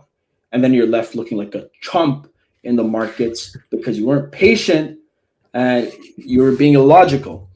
And now you're like, oh shit, man, maybe I should take an IQ test. Maybe I should really figure out if I have 60 IQ, if I can even make it in the markets. Okay. So again, gold, I'm in these buys from here, right here. This was my entry. This 41.38. I'm in these buys. I'm just waiting. I have my stop loss below here, below this low, and that's where I'm going to keep it. And the reason I'm going to keep it, I moved it up a bit from where it was. It was at like 26, high 26. I moved it up a bit, but I'm going to, if this breaks this low, I'm going to observe how price reacts, and I would love for it to then come a bit lower. But in case this holds, what my target is and what I'm anticipating is that intraday does something like this, that this sort of movement plays out on an intraday basis, whether that's over the next daily candle or so, but this is what I'm expecting for it. All I'm going to do in this case is going to end up making back my loss plus a little bit more money, which I'm grateful for, because you fight to live another day in the markets. You fight to trade another day. No, man, I woke up, chose logic, not violence. I woke up, looked at my loss. I'm like, all right, took a deep breath, drank some water, and moved on with my day. And now I'm here. Had to do some meetings, had to answer a ton of emails, CEO shit, you know that. Have you guys ever seen Social Network, the movie? No, I should. Bro. Everybody who hasn't seen this movie, please go watch this movie this weekend. I'm being super serious. It will inspire you. It will motivate you. This is a journey of a kid who ended up becoming a billionaire by the time he was 23 years old. Watch the movie, okay? It's one of my favorite movies because of how inspiring it is for people wanting to achieve a tremendous amount of success. It's called The Social Network. It's about the creation of Facebook and how the ruthless game Mark Zuckerberg played when he was while he was building it. So watch that movie. It'll inspire you. And you'll start to understand that when you wake up, you got to wake up inspired. And in that movie, there's this scene where his CEO card says Mark Zuckerberg, and on the other side of it, it says, "I'm CEO, bitch." And that's his business card that he was handing out. So yeah, I woke up, had to do CEO shit because I'm CEO, bitch. And no, I'm kidding. So that's what I'm expecting here. I'd love for this intraday play to play out. I will be looking at buys here and looking to execute on buys at both of these key areas. Let's see what market has in store as well. Yeah, similar. I'm not looking over here. I'm looking a bit lower. Yeah, around these lows. So yeah, Kevin, you said 75.10s, right? Yeah, we'd love to see 75.10 as a downside target or even an area to go long on the S&P. Got to be real careful, though. Looking at the daily time frame, we've really ran into some consolidation. No follow through. We had good follow through to the downside when we had NFP in June, and that was because it pushed us more of a hawkish tone. But now where we're at right now, I'm telling you, man, the new all-time highs are coming. They're coming. All markets are going to price in those rate cuts eventually. Like that, guys, that's inevitable, by the way. Yeah. That is inevitable. Once the data points towards it, you're going to come back to July 6th at 9:37 a.m. on Market in the Morning Eastern that, hey, Nalab said it, that eventually the markets are going to get to the point where they're going to start pricing in rate cut bets. And guess what happens then? Gold starts flying. ES continues to fly. Gold macro structure shifts. The war premium is gone. Rate cut bets are gone. Guess what happens next? It's the rate cut cycles, and the chances and the probabilities of rate cuts start being priced in. Once that gets priced in, then the markets are just rallying before the first rate cut even happens. So, War said he's going to provide no forward guidance. But do you really think the markets aren't going to be forward looking and be as greedy? Yes, market app is coming soon, brother. It is coming soon. We will get it up very soon. Just give us a few weeks, man. Like I'm still going back and forth with Apple on the application process for it. Yo, so no lab question. So obviously you're looking for all-time highs coming on the S&P and NASDAQ. I'm a big believer that markets need one of those three emotions to move, whether it's uncertainty, surprise, or optimism. What could be driving markets for optimism right now for those all-time highs? Yeah, absolutely, Kevin. And what we've seen over the past few weeks play out is the war premium being gone, which takes away inflationary risks, which takes away the need for rate hike bets. So now that's adding to the optimism. And now you have data such as lower payrolls. And we know that although unemployment rate came down, that lower payrolls, because that was a bad number, lower than forecast, within the minimum maximum, but lower payrolls just means the market is going to price in less need for hikes and more need for cuts, right? A greater chance of cuts. So that adds to the optimism. So it's not like one thing that's adding to it. It's how all these things work together. How the war premium dissipating and leaving focus takes away from the price of crude oil. The price of crude oil comes down. Now inflation starts to come back down. If inflation comes back down, the Fed doesn't have to hike at the end of this year. Now, if the Fed doesn't have to hike at the end of this year, then the markets are going to price in cuts for next year. And if data starts pointing towards more cuts, markets are going to continue pricing in that optimism. And slowly but surely, we'll continue to push up. We'll push into all-time highs. We'll test higher prices. We'll go into price discovery mode. Any data that goes against that will cause a retracement, and then buyers will jump back in because the markets are greedy. We've talked about this from the end of times. Markets are greedy. Yes, sir. It will be coming in the Play Store and App Store. Awesome, man. Look at man. Market just sets everybody up. Yeah. We're catering to both sides. We know a lot of our users use Android as well. So we kept that in mind when building it out. Keep in mind that it will initially be just like how we have it in the Chrome extension. We want to make sure that we're building out the best experience for you on the mobile app. So we don't want to half-ass anything into here. So that's why we want to make sure that we release things when they're perfected or close to 70% built. And that way you guys can see it.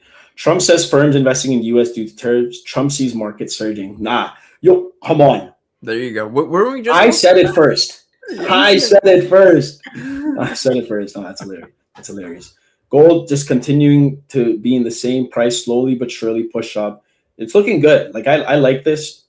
I'm in these buys. Like I entered here, over here, but safer entries are above this.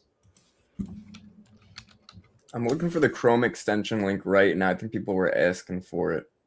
Yeah, and guys, if you have market, you can go to the update section over here, right here, and then you can actually look at this video that I talk about. It's a quick 1-minute video, or you can just click install market for trading view. And you'll go to this link. Beautiful. You can see 500 users have installed it already. And yeah, absolutely. Leave us, guys, if I can ask you for one favor from me, if you can leave us a like over here, as well as if you can go to our Trustpilot. Kevin, if you could drop a link to our Trustpilot and you can leave us a review, that would be truly appreciated. It really helps us gain visibility on socials, on the web, because, you know, whenever somebody searches an LLM such as ChatGPT, or even like Claude or Perplexity, they reference a lot of these LLMs, right? So and review sites, sorry. Could you grab me the link you just tied up for the extension, and I'll throw that in the chat over here. Absolutely, man. Send in the private chat. For sure. Again, guys, this is what I'm waiting for on ES. I want to be patient. I don't want to rush into anything. What I can see happening on the lower time frame right now on US equity open is we got a push into this previous area, and we're right now rejecting it. I know that if we start taking out this low and we take out this low, this is a very logical area where price can come into before buyers jump back into the market. Yes, that's a bit low. That's a bit far away right now, but these moves don't take long, right? This could happen any time of the day. But regardless when it happens, I want to be there to execute, because if price is where I'm anticipating to enter and the market's there at my price point, I'm down. I'm in, because that's what I was waiting for.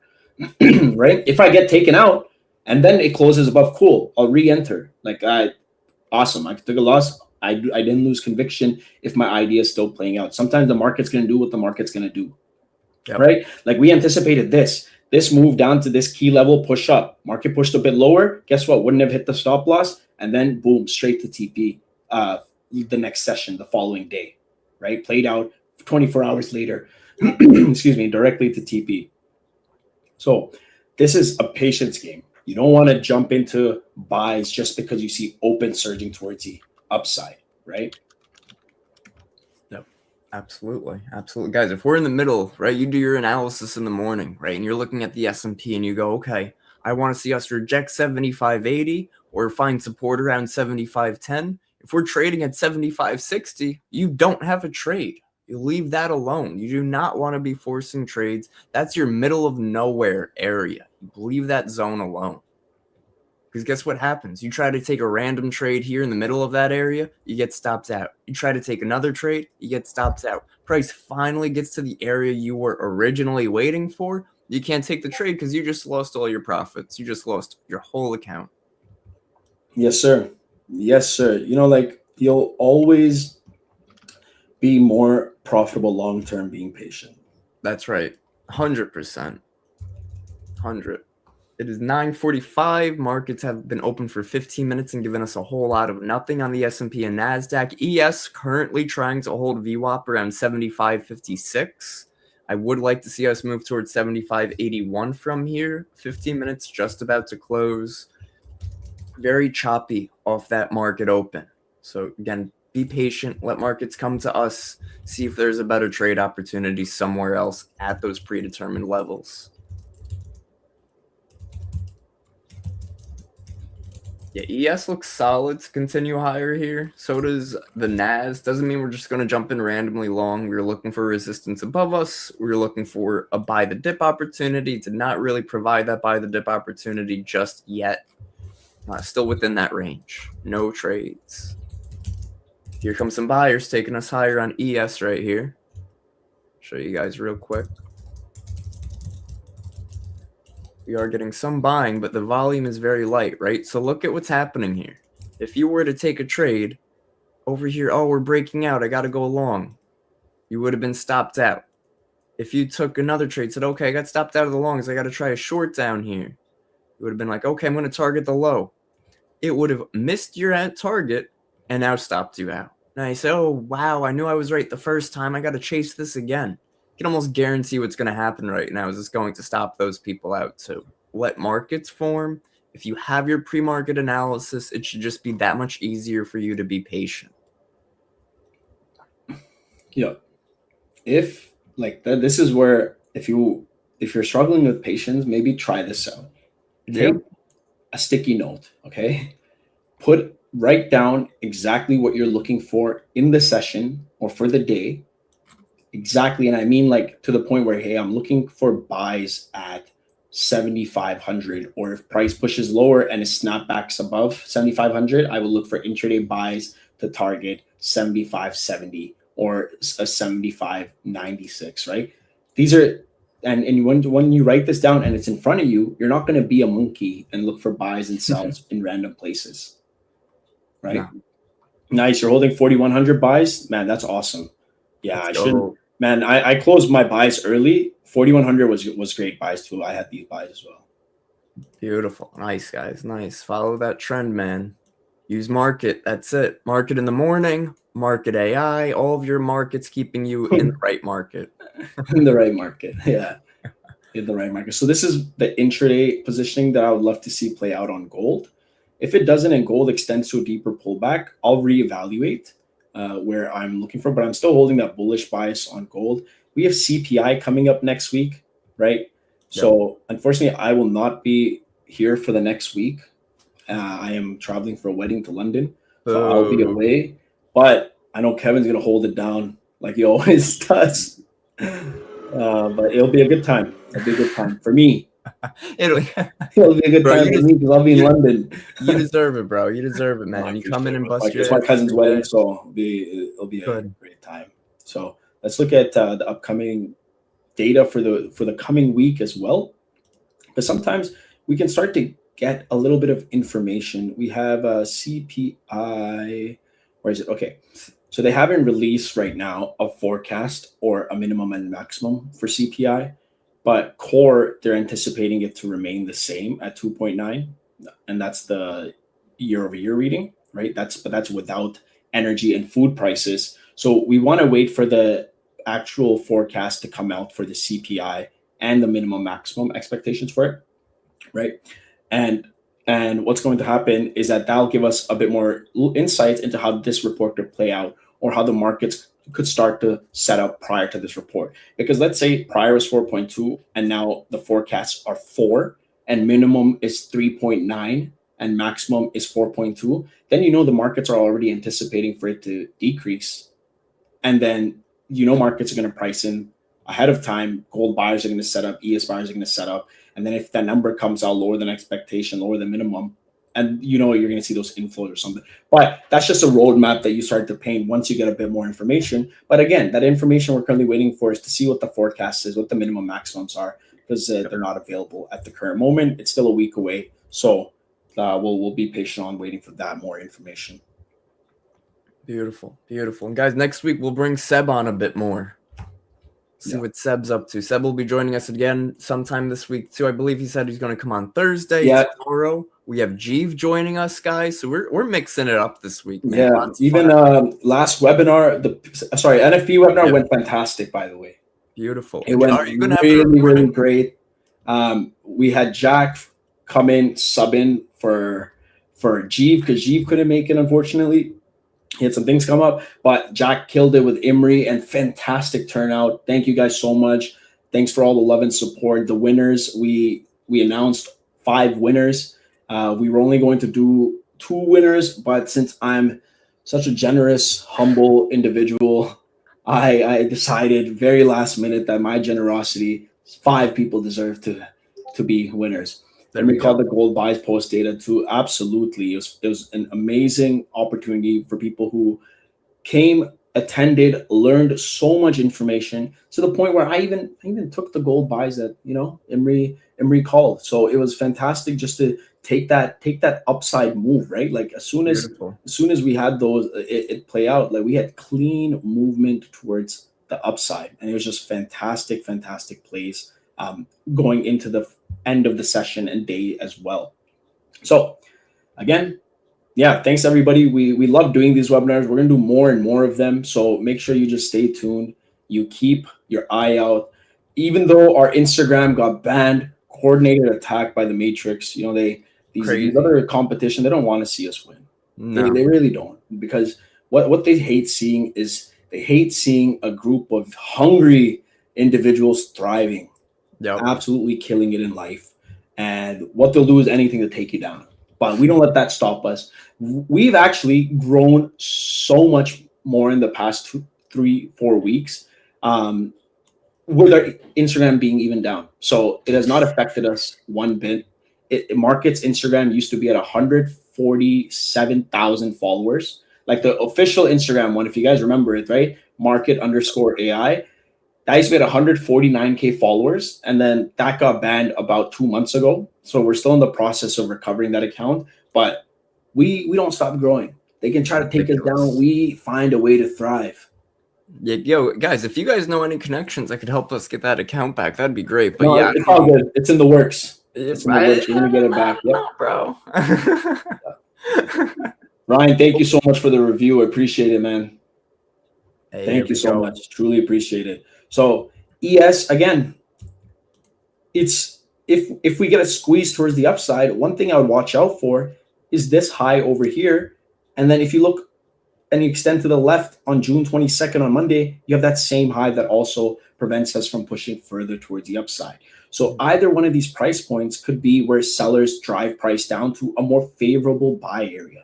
But the point being is that I'm an intraday trader. So as an intraday trader, what I want to watch out for is that intraday pullback to set up for the week. All we've gone so far in the week is this small pullback. Okay, maybe if this holds, we can push a bit higher. But the point being that I would just like to see price come down to here. And that's where I would like to see myself position myself as.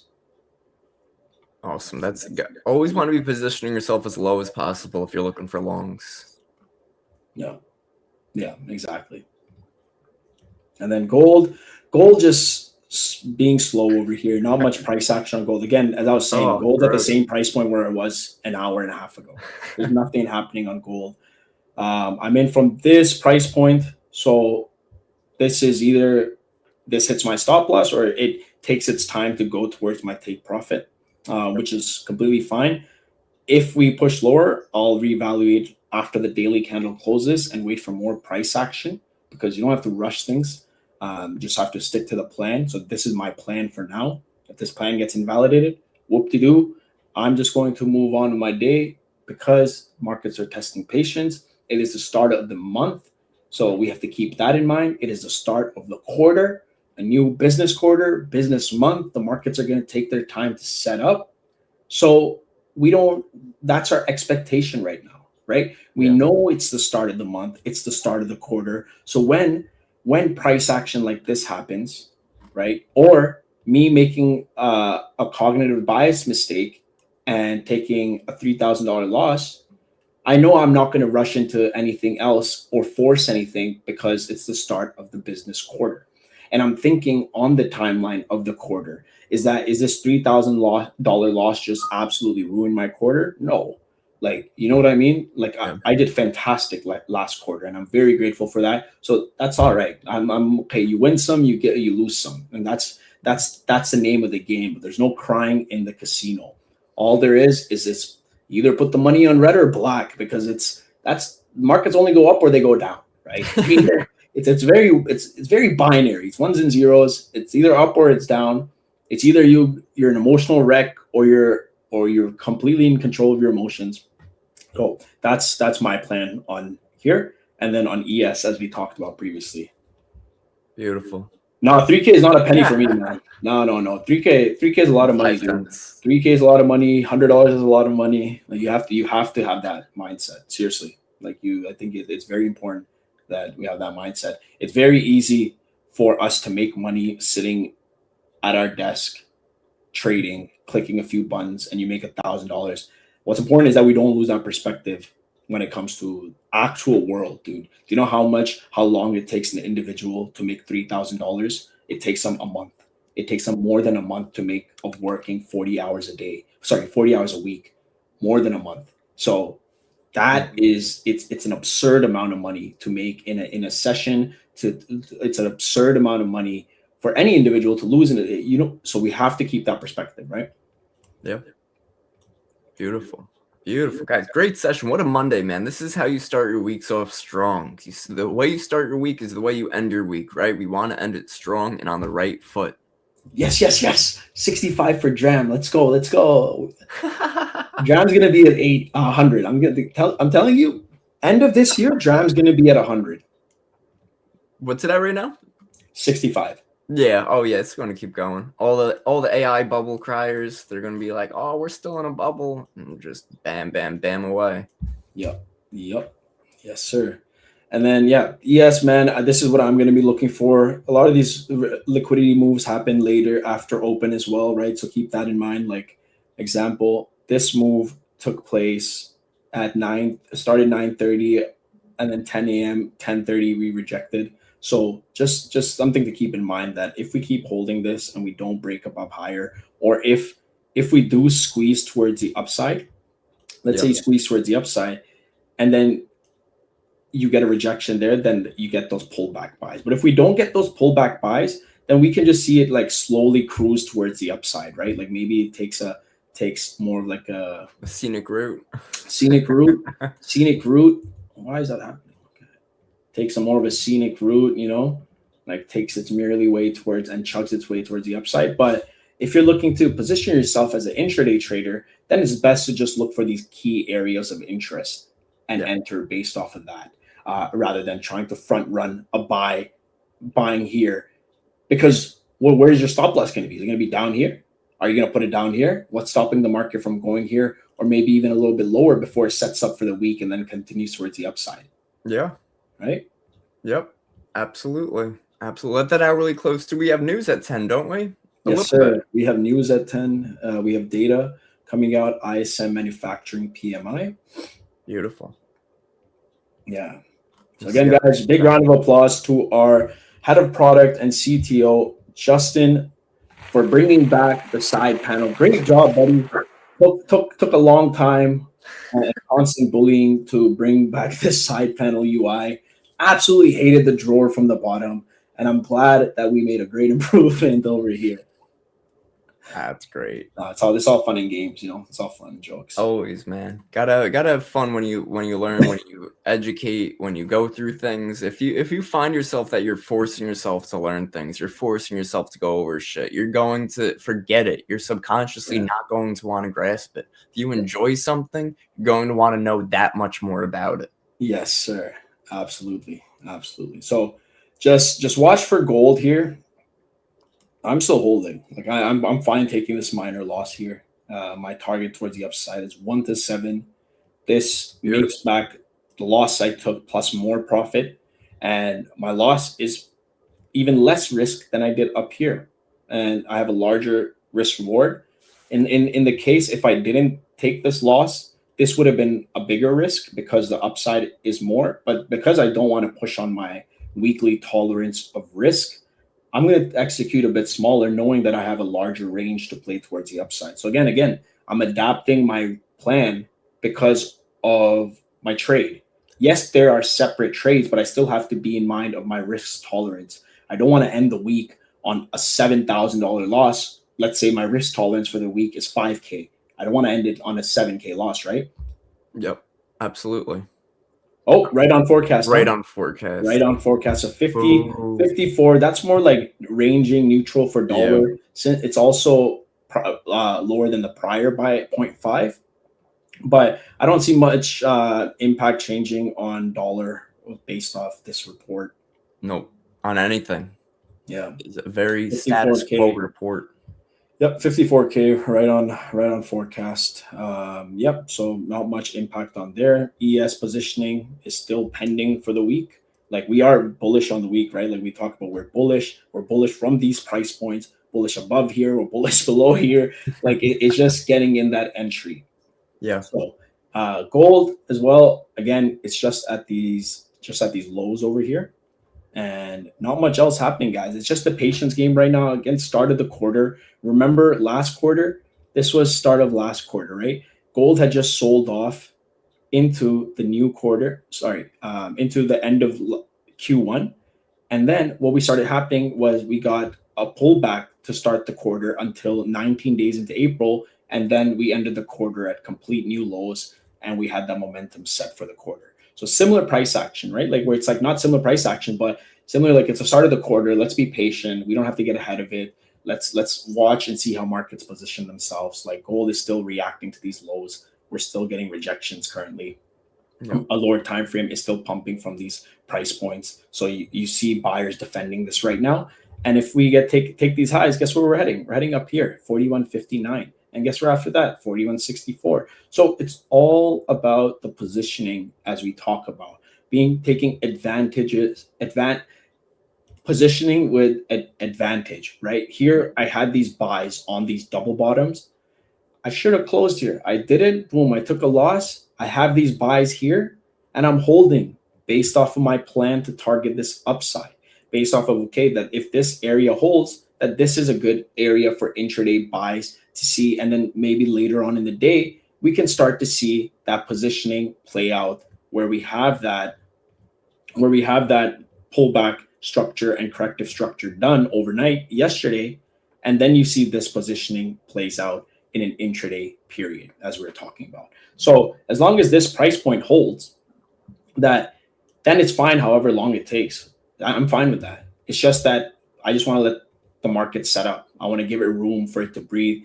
Even if it pushes a bit lower and it stops me out, if it stops me out, I'll reevaluate. I'll reevaluate. Maybe we push a bit lower, come down to here before heading higher, or at 4,100, right? Like 4,100 would be a great buy as well. That's right at the previous area that we had last week. Like after the NFP sentiment was set in place, we had the continuation plays. So maybe that's an area of interest as well. So just about understanding the actual bias that's playing out fundamentally, and how I don't want to right now get too focused on one-sided. Like I don't want to be too focused one-sided sells, because I understand that we're at the cusp of this macro shift. And it may not make sense to some of you, but over the course of the weeks and months, you will start to see this play out. I have strong conviction on this. Jeev has strong conviction on this.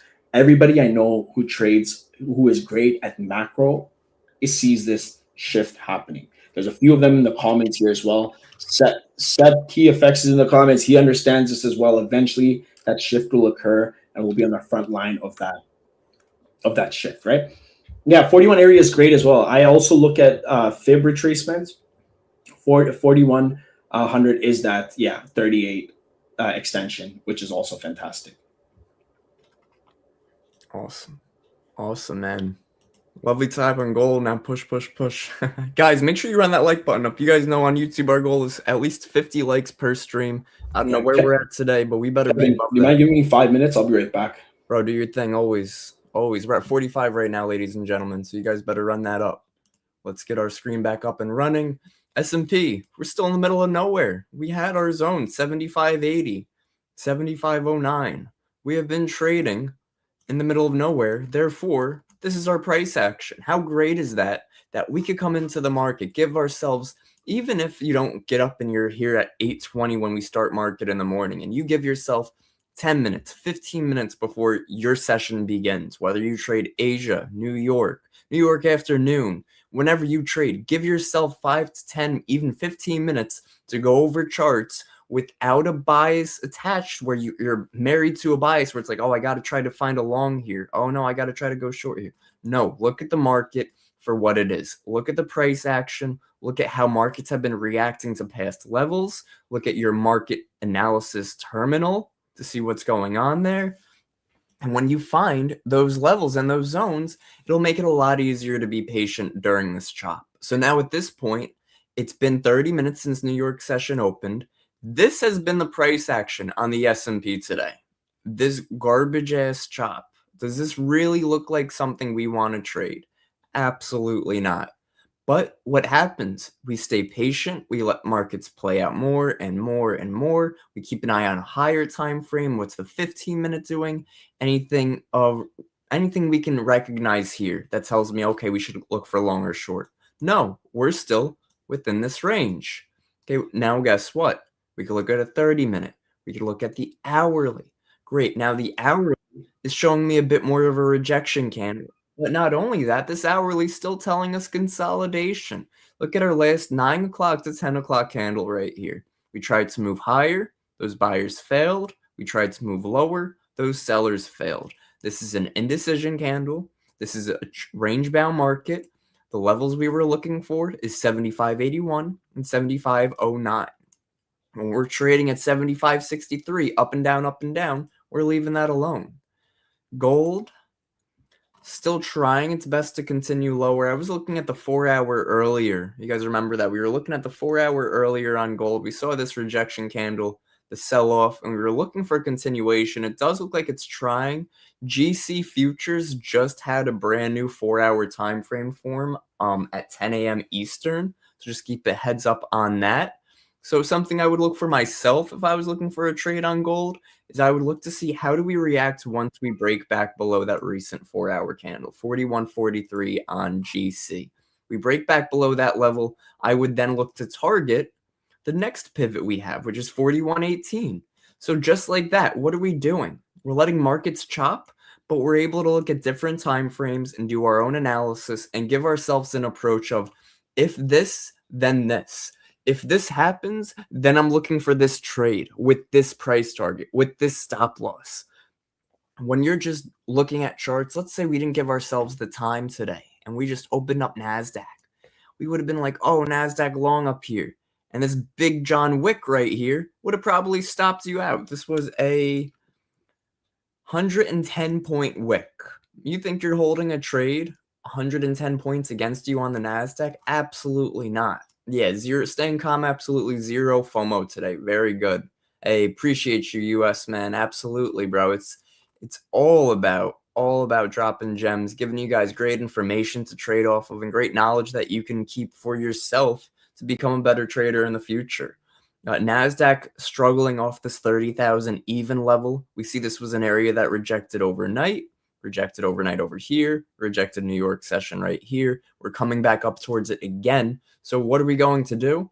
Well, we're not going to short it. We're not going to go long. Yeah, no FOMO today. FOMO is a no-no.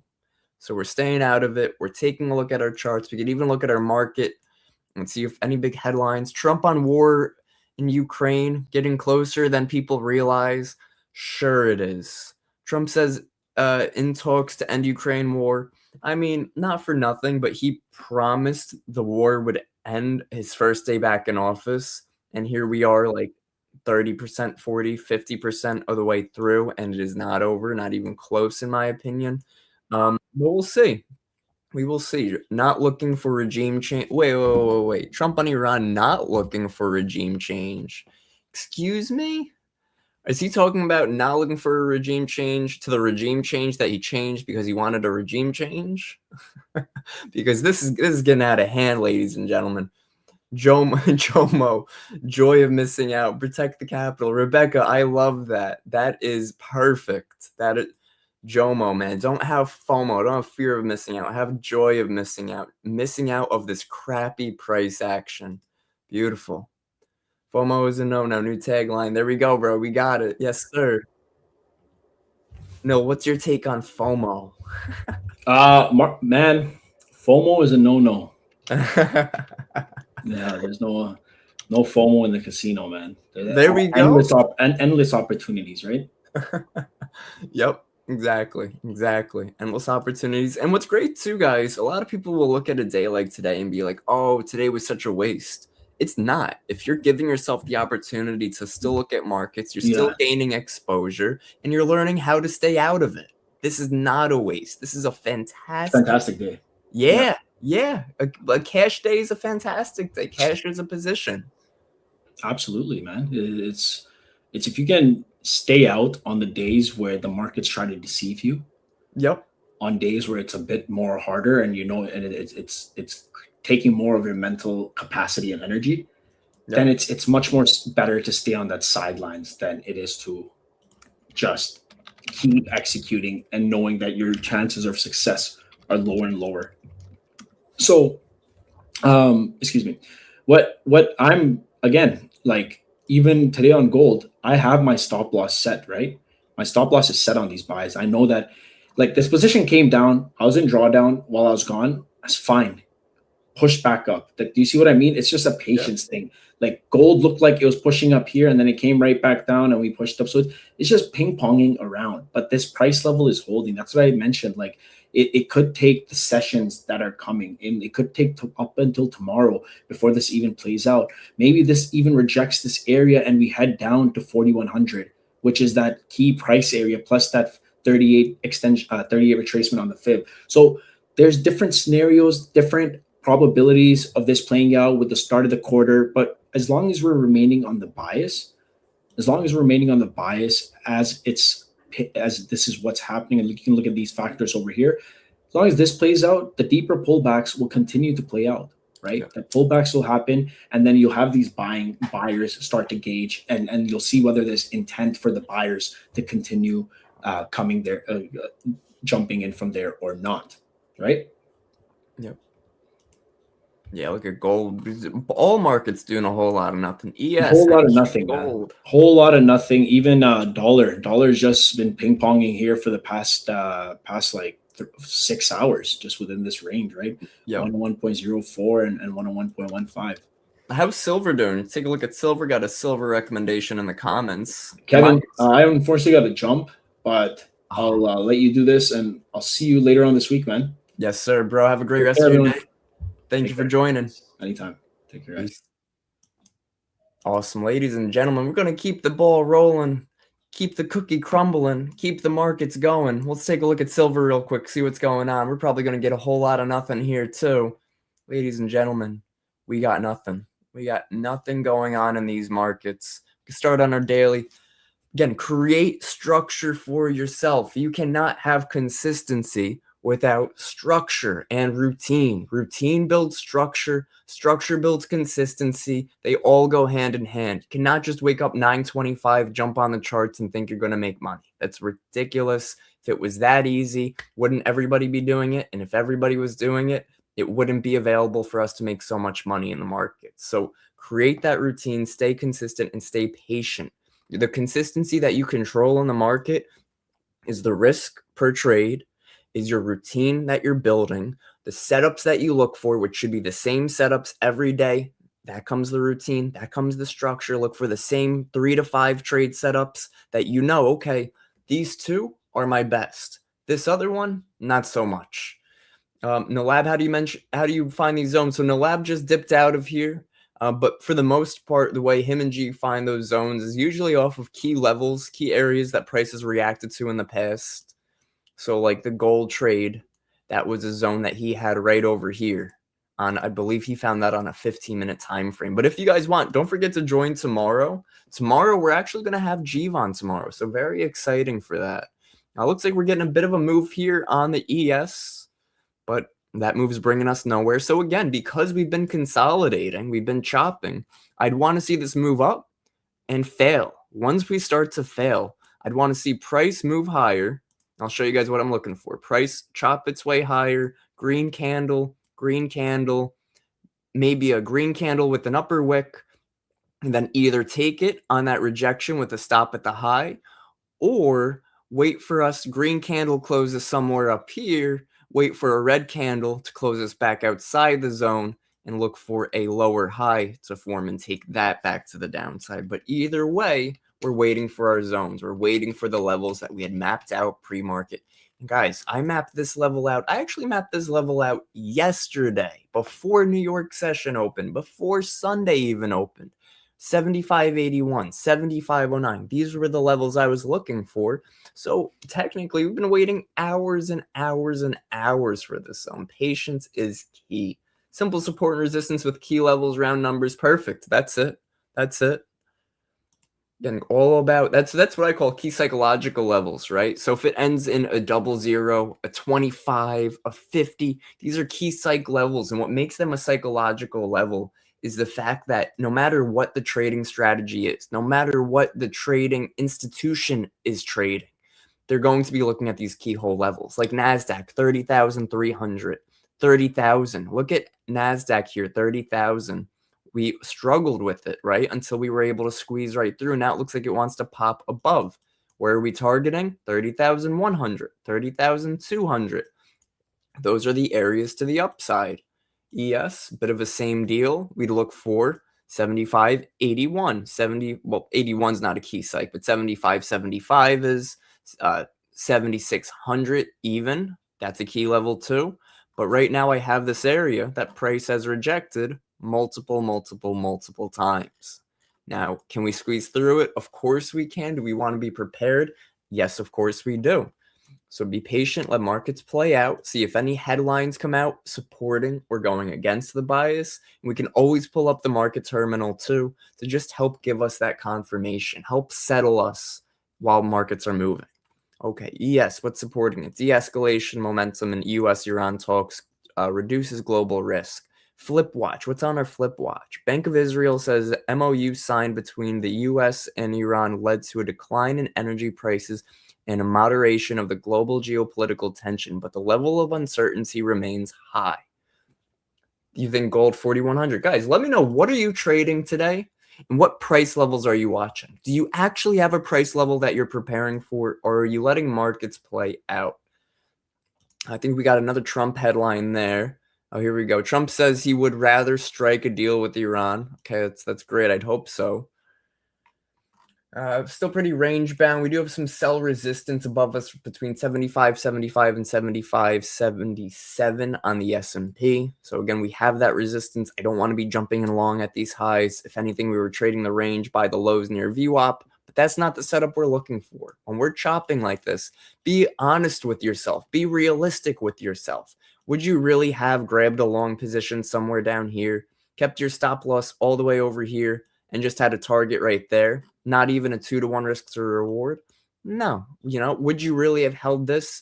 We consolidated and then get stopped at a break even. That's what I know a lot of you would probably do.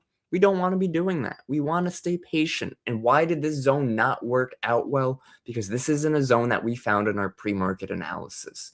Piyush, absolutely. Absolutely.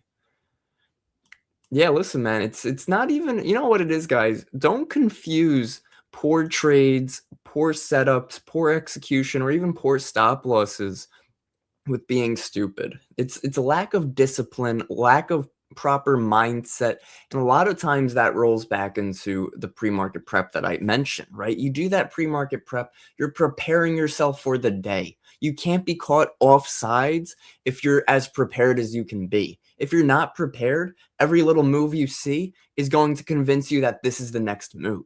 It's not stupidity. It's a lack of preparation. Stay prepared, be active, and stay dangerous, right? That's how we take care of markets. We manage our risks. We know, okay, if I have an 8-point stop loss on the ES and I usually risk $200 a trade, it tells me my quantity here is 0.5.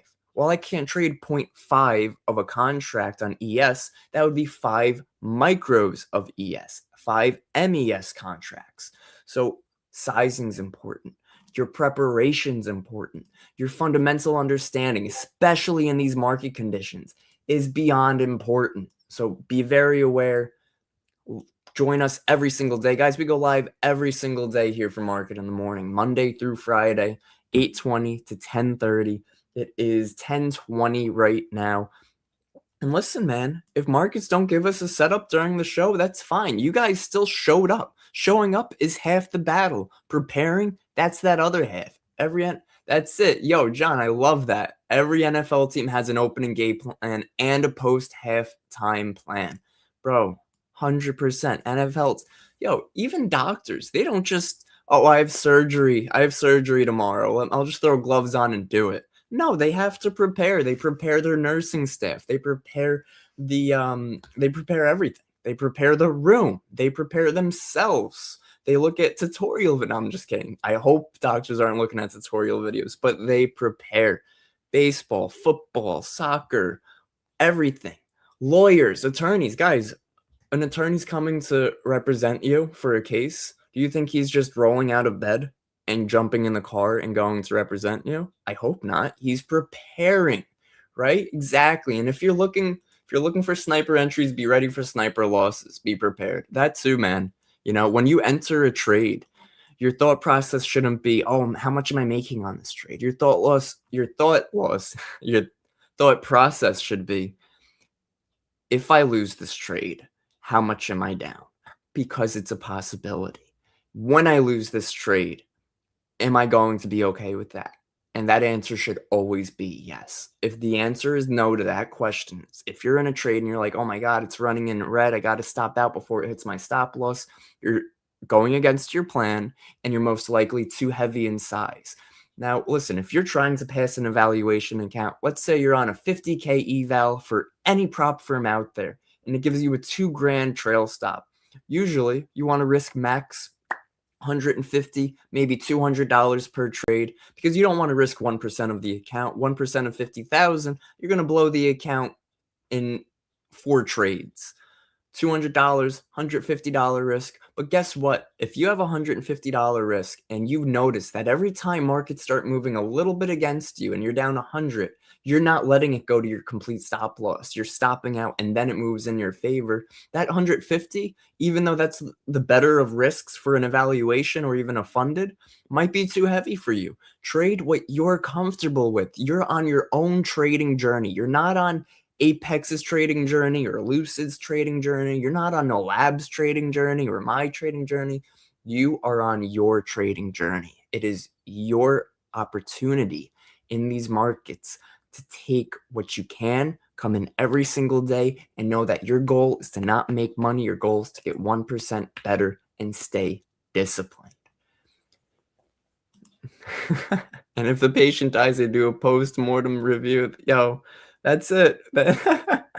There's always reviews and there's always preparation in every massive job out there, even smaller jobs, man. I used to work in a pharmacy and even pharmaceutical, right? We'd show up an hour early to speak to insurance companies, to call out doctors, to get scripts, to get refills before even opening the doors to the customers. There's always going to be preparation. Bro, I got you guys, 100%, man.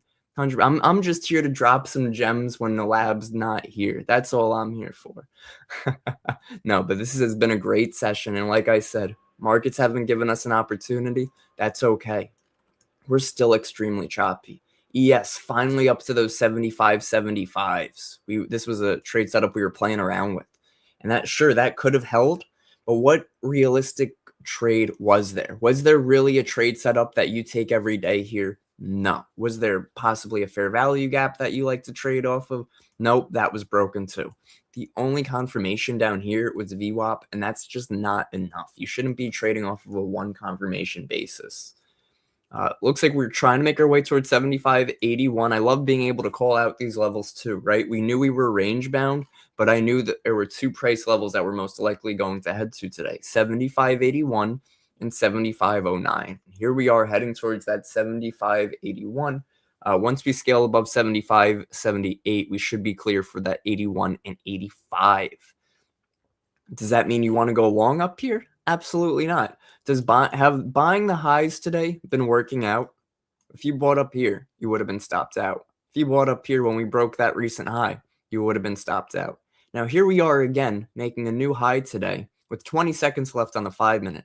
Do you really think that that's the best move? If markets have been telling you that buying high is not the move today, we want to listen to what the markets are telling us. We're here to listen to the markets, not the other way around. Markets will always give us clues and a little bit of information. Guys, if you haven't already, make sure you follow us on Instagram. Our new Instagram handle for market is marketai.insights. You could follow me on Instagram too, is at Trading with Kev. I like to post daily content. I'm going to start posting more trading content, give you guys some more insights, different types of trading styles, strategies, and systems like that. So very excited about that to get you guys on the right path even more so, right? Every day is a journey and a blessing.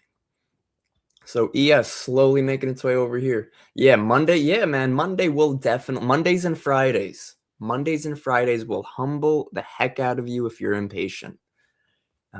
Let's see. Anything, man. What's gold doing? Gold still trying to make its way downtown. Look at, man, gold was even worse than the S&P today because gold has been choppy since 840. Rounding top, chop around. Like, look at every candle here. Again, comes the realisticness of the market. Ask yourself, in all reality, is this price action suitable for you? And the answer should be no. There should be no ifs, ands, or buts. No reason to try to force something. No, well, I saw that we were rejecting this fair value gap right here. No, even if you were a fair value gap trader and you're looking at this zone right here, you could argue and be like, oh, yeah, of course I would go short here with the stop loss at the high. But in all reality, are you really trading when price action is this sloppy, where we're creating a green candle, a red candle, a green candle that didn't go anywhere but created a lower wick, another green candle showing us the same thing, almost like price was trying to squeeze here, and then it slowly chops its way lower. Even as it's moving lower, what are we getting? We're getting these small red bodies and these weird longer lower wicks over and over and over again. There goes the ES trying to break out towards that 75.80. So close here, man. And something else to mention and to keep in mind, right, when it comes to buying highs, buying breakouts, where's your stop loss? Are you putting your stop loss at a reasonable place too, that you're giving it enough room to breathe in case markets pull back? And when you're doing that, do you have a good enough take profit that you're not settling for a 0.7 risk to reward? That would mean you're risking $100 just to make 70. That is poor, in my opinion, poor risk management. It's very hard to stay consistent when you have a risk to reward ratio like that. Guys, you guys are legends. We got it up to 63 likes. I want you to keep that running. Let's try to hit 70 likes today here on YouTube. You guys have been a phenomenal audience. Twitter, we also have a bunch of likes going there. I want you guys to smash that little heart button if you're here on X. Make sure you repost and quote it. Say, join us live every single day. We'll be sure to like it from our side on the market Twitter as well. But guys, this is not just market in the morning. This is a community we're building with you guys, a team building opportunity. If you guys have any questions, if you guys have any ideas, I want you to drop it in the comments. Let me know. Are you trading? What are you trading? Where are you trading? When are you trading? And how are you trading? You should be able to answer all these questions.